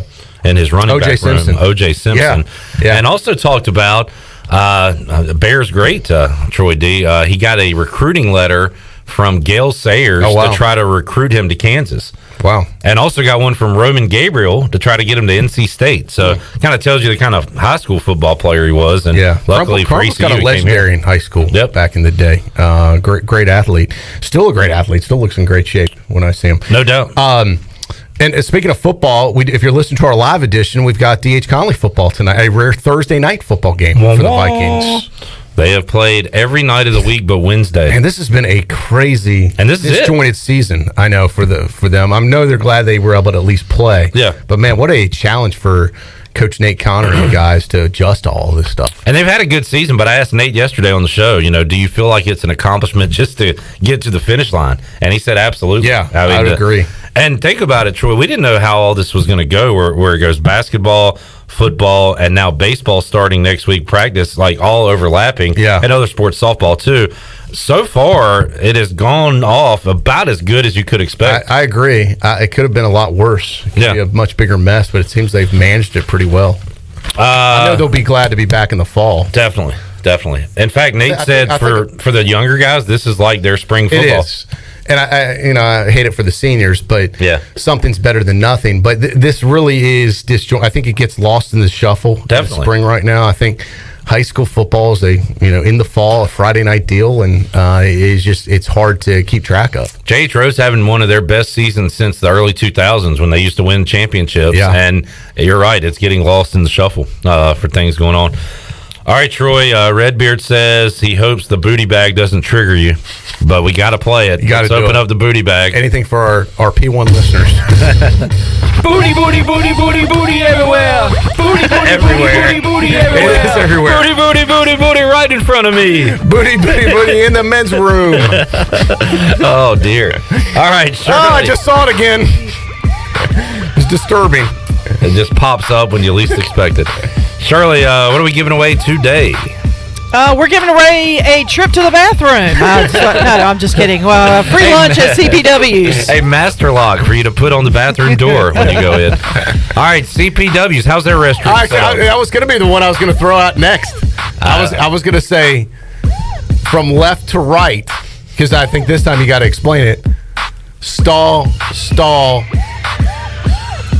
sink. What's impressive is that you know the bathroom layouts. Yeah. Oh, listen. I kind of consider myself a aficionado. Bathroom connoisseur. When it comes to this. You spend that much time in bathrooms that you consider yourself an aficionado? Well, I wash my hands a lot, Shirley. Yeah. And I drink a lot of tea, so I have to go quite often. But I don't pull my pants down, I'll tell you that. Not a pants puller downer. All right, what color are we looking for, by the way? I'm going to go with caller 8. Caller 8, 317-1250. You can be a winner. We're back with more after this.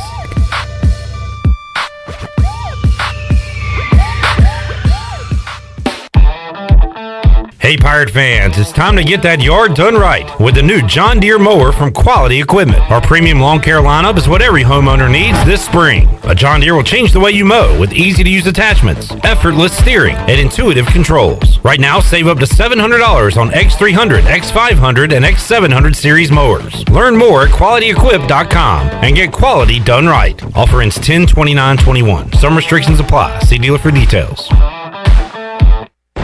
At Tiebreakers, we admit we have a bit of a problem. People love our wings so much that they're starting to sell their home TVs just so they can watch all the sporting events here at Tiebreakers. Seriously, we're glad you love our hand-breaded, hand-cut boneless wings that much, but we really need you to go home at the end of the night. It's okay, we'll be here tomorrow. And when you come back, bring a friend with you. For great food, great friends, and cold beer, we'll see you at Tiebreakers. Tiebreakers, break the chain, eat local. There's no better time to drive away with a quality pre-owned car, truck, or SUV from Greenville Auto World. Greenville Auto World is your authorized rough country dealer. We specialize in lift and leveling kits along with custom wheel packages. Whether you're looking for ground clearance or enhancing the appearance of your vehicle, trust our team for your off-road experience. Greenville Auto World, 3840 South Charles Boulevard across from Hardee's at Bell's Fork, or online at greenvilleautoworld.net. Great food, great atmosphere, and great service is Ottavola Market Cafe. Ottavola is simply a restaurant that focuses on that, being a great restaurant. There's something for everyone at Ottavola. The menu offers a variety of great choices like pastas, pizzas, sandwiches, soups, salads, and seasonal rotating selections. Lunch or dinner, Ottavola is always the right call. Call ahead and get Ottavola to go, or stop by the bar for a drink with friends. It's simple. Come and eat at Ottavola Market Cafe, Red Banks Road next to Food Lion, and OttavolaMarket.com. Ottavola, pirates supporting pirates. UBE and PirateWear.com are proud to offer the Pirate Nation its largest inventory ever. Brand new Adidas is arriving daily, along with Under Armour, Columbia, and Russell Athletic. UBE is loaded with cargo, and new items are being added daily to PirateWear.com. Be sure to check out our children's store, The Crow's Nest, for all of your young pirates. UBE and PirateWear.com, an ECU tradition for 50 years. Go Pirates! At U.S. Cellular, we see our customers as more than just customers. They're neighbors. When you switch to U.S. Cellular, you can get the new Samsung Galaxy S21 5G for free with no hidden requirements. As a neighbor, you deserve it. U.S. Cellular, America's locally grown wireless. Terms apply. See uscellular.com for details. Does the idea of going to your local U.S. Cellular store make you feel a bit uncomfortable? Tired of the hassle of waiting and wearing a mask? Let Toby Williams and his outside sales team take away that worry. They will come right to your home or office and drop your phone off on the porch or at the front desk for you. Saving you time and worry is what the team at Cellular Warehouse is all about. Call Toby today at 252-799-7051 and let them help you with all of your wireless needs. Cellular Warehouse, your local U.S. Cellular authorized agent. Weekends are made for A.J. McMurphy's. Start your Sunday fun day at A.J.'s. A.J.'s is now serving brunch from 11 a.m. to 2 p.m. and a build-your-own Bloody Mary bar. Enjoy your weekend with live music on Friday night and Saturday night with no cover charge. And you can catch all of the MLB and ECU baseball action on A.J.'s TVs. See you this weekend at A.J. McMurphy's, Turnberry Square at Bell's Fork, and on Facebook, Instagram, and Snapchat. Pirate Radio. And I can promise you, there will be no quarter, ever, from ECU football. Go Pirates! The voice of the Pirate Nation.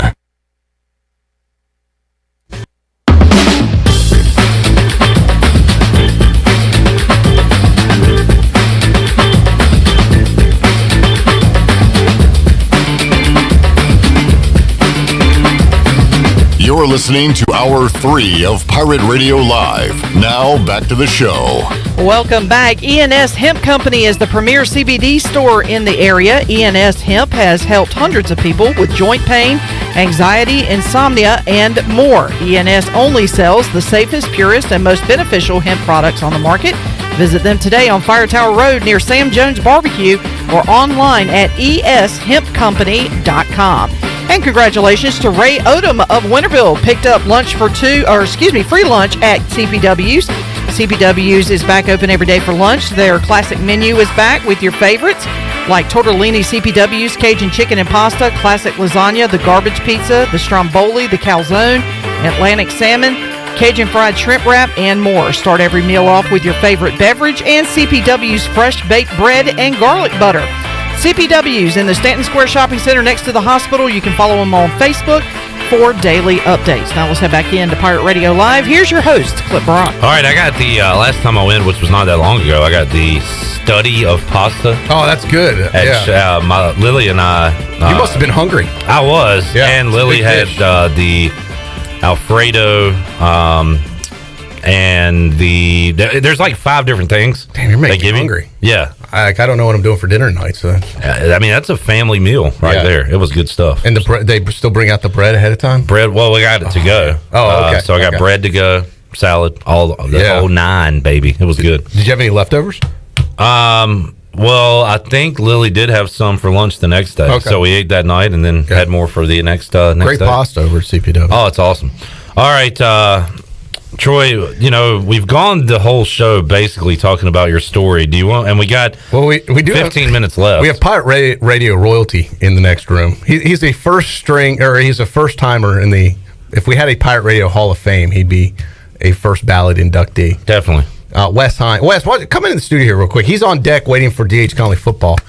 He is going to be spinning the dials for us tonight, as we say in the business clip. Yep. For Viking football, which, by the way, if you're listening to our live edition, getting ready to air at 6 o'clock tonight. Yes, sir. Against South Central, rivalry game. So a inter-county clash. Does this have a nickname? Does this game have the Rose Conley game, they call it has a name now. I just forgot it, too. Crosstown. Man, someone's going to kill me. I forget. Crosstown Cup? No. South Central Conley should be like the Winterville War for Winterville. Yeah, Winterville War. right. That's not it, but I'm just making it up. The battle for Fire Tower Road. They're not too far off of it. Okay. All right, anyway. How do we get so sidetracked? So Wes is here. Yes. Good to see you, buddy. Good to see you, too. It's new in Westworld. I'm a big fan of the show Westworld. I would like to see Westworld. Yeah, that's a new concept we're working on. I'm currently filming the pilot. Westworld. Oh, boy. I think it would be a hell of a reality show. Who's going to play the part of me if you are? I mean, that's why it's going to work.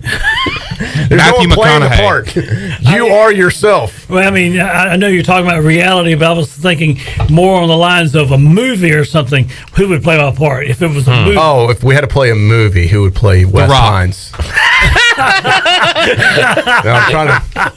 Dwayne Johnson is Wes Hines. Someone's coming to my mind, but I don't want to say it because I don't want to hurt your feelings. But honestly, talking about wrestling, Wes, you've always reminded me of Kane a little bit. Oh yeah, you got a bit of a Kane face. Thank you. If Kane was on the spectrum, I'm glad to be the mayor of Knox County.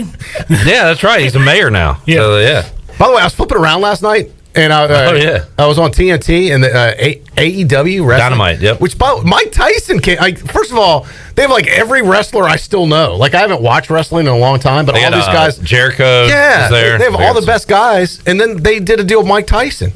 It's pretty fun. They could put on a good show. They got money to spend. I don't even watch wrestling anymore, and that's the one worth watching. Yeah, I'd say it's better than WWE now. I think. Yeah, Jeff Charles is all into it. Yeah. All right, what do we? All right, so earlier you were busy, but I had a situation at a local restaurant. Okay. And I walked in the bathroom, and it was I couldn't help see the guy was right in front of me. He was urinating, but his pants were at his ankles, and his shirt was short, and I saw way too more than I needed to see. Okay. We were just curious. We were talking during the break. Is that like? Have you ever done that? Absolutely not. All right. No way, Jose. But would you think that was bizarre if you walked in and saw that? Yes. A grown man, 50 to 55 years old, pants at his ankles, standing, urinating. Yes. In the stall with the door open. Yes. Very much so. Yeah. What would you do if you saw that? I'd try to get out of there as fast as I could. That's what I did. Yeah. Oh. Yeah. That's just disgusting to think about. Yes. Thank you. I had to live it, Wes. And how long did you have to live it for? Well, at least for a couple days now. Wes, what is the weirdest thing you've seen in a public restroom? Well, the worst thing is when you go into a stall and you have to do the deed. There's no way. All right, let him finish. And the deed is all over.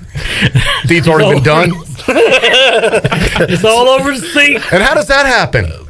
What's wrong with these people? That's got to be on purpose. Right? There's more. There's more to that story. And when you look in the look in the bowl, there's the red. It's just gone off the rails.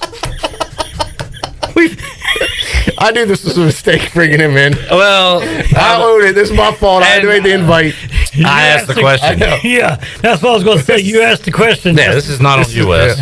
This is 50-50 on me and Cliff right here. Yeah, that is a bad situation. Yeah, management's going to have a talking with us tomorrow. Yeah, Ellerby's not going to like this. The problem is I'm going to be part of the management that's not going to be happy about this. Yeah, but you're going to be on the other side of the desk. It's going to be me and you, and then Ellerby's behind the desk. I'm going to go back and forth. Like, what the hell were you thinking, Clip? And then I'll come back and try and defend you, and then I'll go back. Oh, dear. All right. Well, again, it's hard to segue out of these things. Yeah. The deed, as Wes refers it. Yeah. Got to do the deed. Bo Batts says it was an old man, but it was not him. He wants to let you know, Troy D. Never once did I think it was Bo Batts because it was a heavy set fella. Is he being too defensive? And Bo's a skinnier guy. Okay. Yeah. But it was someone, it could have been in Bo's age group, but definitely his circle of friends. A heavy set individual. All right, Bo, you're in too good a shape for it to be you. But maybe Bo does that, and that's why he's saying it wasn't me this time. No. That wasn't me. I was doing that at a different restaurant. Yeah. I was home that night, but I've done it other nights. So again, we're gonna do the butt lineup. We're gonna have some old men in here, Troy, and see if we can pick it up. Is there gonna be numbers on their back? The sad part, there was enough identifying disgusting characteristics on his rear end that I could probably pick it out. Number 3, please please back up. The police would like to see you. Please drop trail. Oh God. Oh boy. All right. All right. We do have another break to take. Is now a good time to do it? Oh, I don't know. You darn right. Yes. Okay. Yes. This would be a good time to take it. Let's do Shirley's that. been awfully quiet this segment. Usually she chimes in on everything. I mean, she just died a while ago when I was talking about the deed. I mean, she just buried herself into that desk. The deed. The deed. Wes Hines starring in The Deed. Starring The Rock Johnson. Like I said, make it stone cold. I like that. I have a couple bathroom stories, but nothing to the effect of someone basically giving you a full moon. Yeah. I've been to girl bathrooms are different, right? They're a little more private. They shut the doors in the stalls. Yeah, but I've actually I've been to. You remember when the attic was here? Yeah, oh yeah. I actually used the men's bathroom because the women's was full and the line was shorter in the men's bathroom, and I was like, I ain't waiting. Look, when you have a small bladder like I do, when you got to go, you got to go. And this was when the chairman of the board was actually performing there one night, and I had gone to the concert, and it was already packed, so it was like a throngs of people, and there was a line. I was probably there that night. Yeah, there was a line a mile long for the women's restroom. And then the guys. No.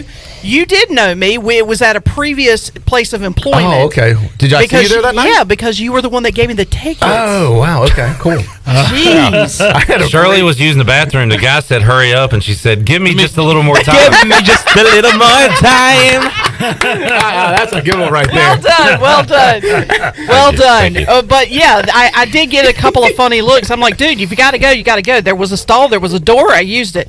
Yeah. So, and then I was at another restaurant. I was at a restaurant, and someone evidently passed out in the restroom and had the door locked and everything. So, like, several employees had to go and basically go underneath the door and pull her out.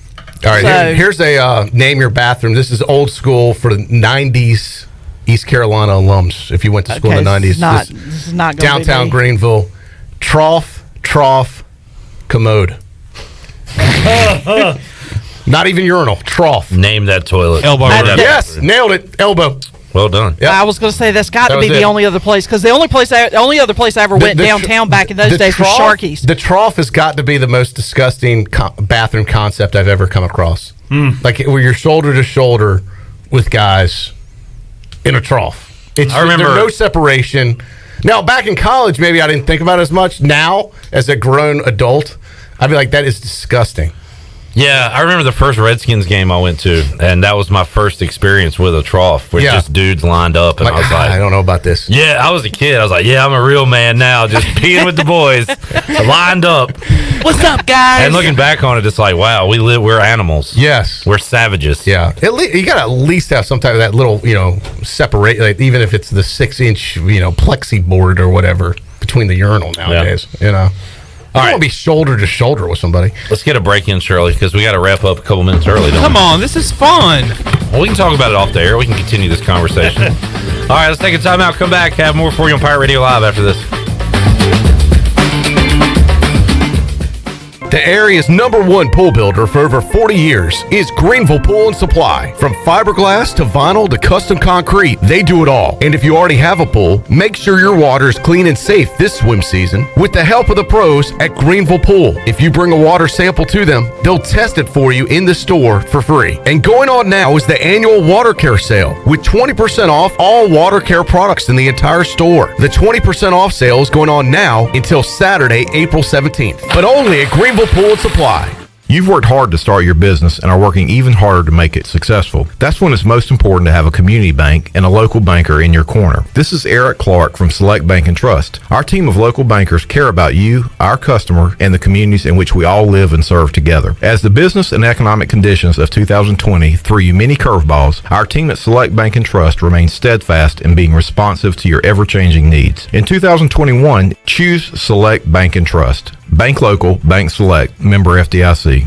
0% alcohol, 0 grams of sugar, full Budweiser flavor. For all the moments you want a beer and need to stay on your game. Budweiser Zero, 0 alcohol, 0 compromise. Spring is a great time to plant flowers, trees, and bushes.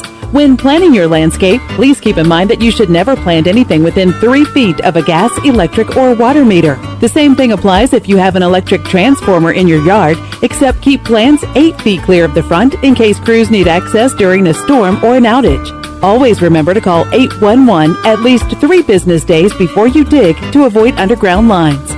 This important safety message is from your neighbors at Greenville Utilities.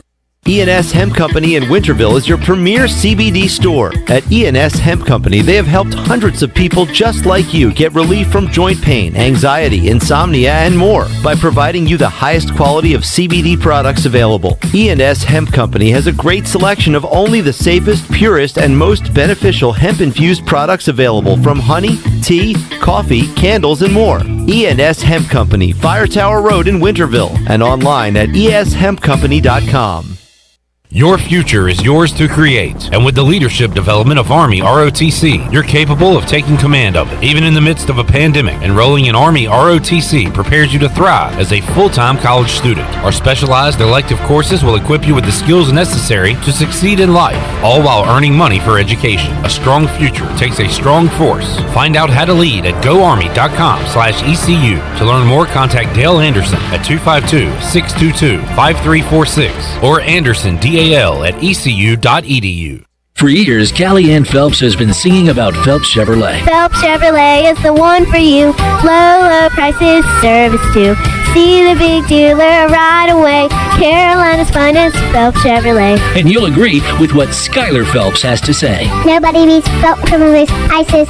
Nobody. The name you can depend on. Phelps Chevrolet. Get you one. Find new roads with Chevrolet. Then come find yours at Phelps Chevrolet in Greenville. Pirate Radio. It's great to be on. This is an honor. You know, Pirate Radio is kind of a cult following around North Carolina, so I'm excited. The voice of the Pirate Nation.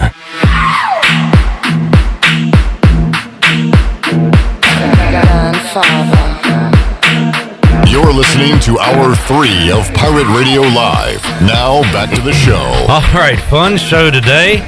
Troy, thank you for your story that got us through the hour. Yeah, no problem. Sorry. A lot of fan interaction today as well. Well, I think it's something people can relate to because everybody's had situations in public restrooms. Maybe not as bad as yours. Right. Maybe not as traumatic. Yeah. But I've gotten my phone's been blowing up about it. So it is something that people can identify with, Clip Rock. Yep. And I guess it's something that everybody does every day, and they visit when they're in a restaurant. All right, well, we hope your next public restroom experience goes a lot better. Thank you. Smoother. Nice, smooth experience. All right, we'll see you Monday. Back on the show. I will be here Monday, hour 3. Look forward to it, and enjoyed being on with you guys as always. Wes, good to see you, man. Good to see you too, Clipper. Wes will be on the board for D.H. Conley South Central if you're listening to our live edition coming up right now. Shirley Rhodes, Chandler Honeycutt. We'll see Chandler on Monday. Big Dog will join us on Friday at 3 o'clock on Pirate Radio Live. So long, everybody. Thanks for listening to Pirate Radio Live, an exclusive presentation of the voice of the Pirate Nation. This is Pirate Radio, WGHB Farmville, 1250 and 92.7 FM Greenville, WDLX Washington, 930 and 104.1 FM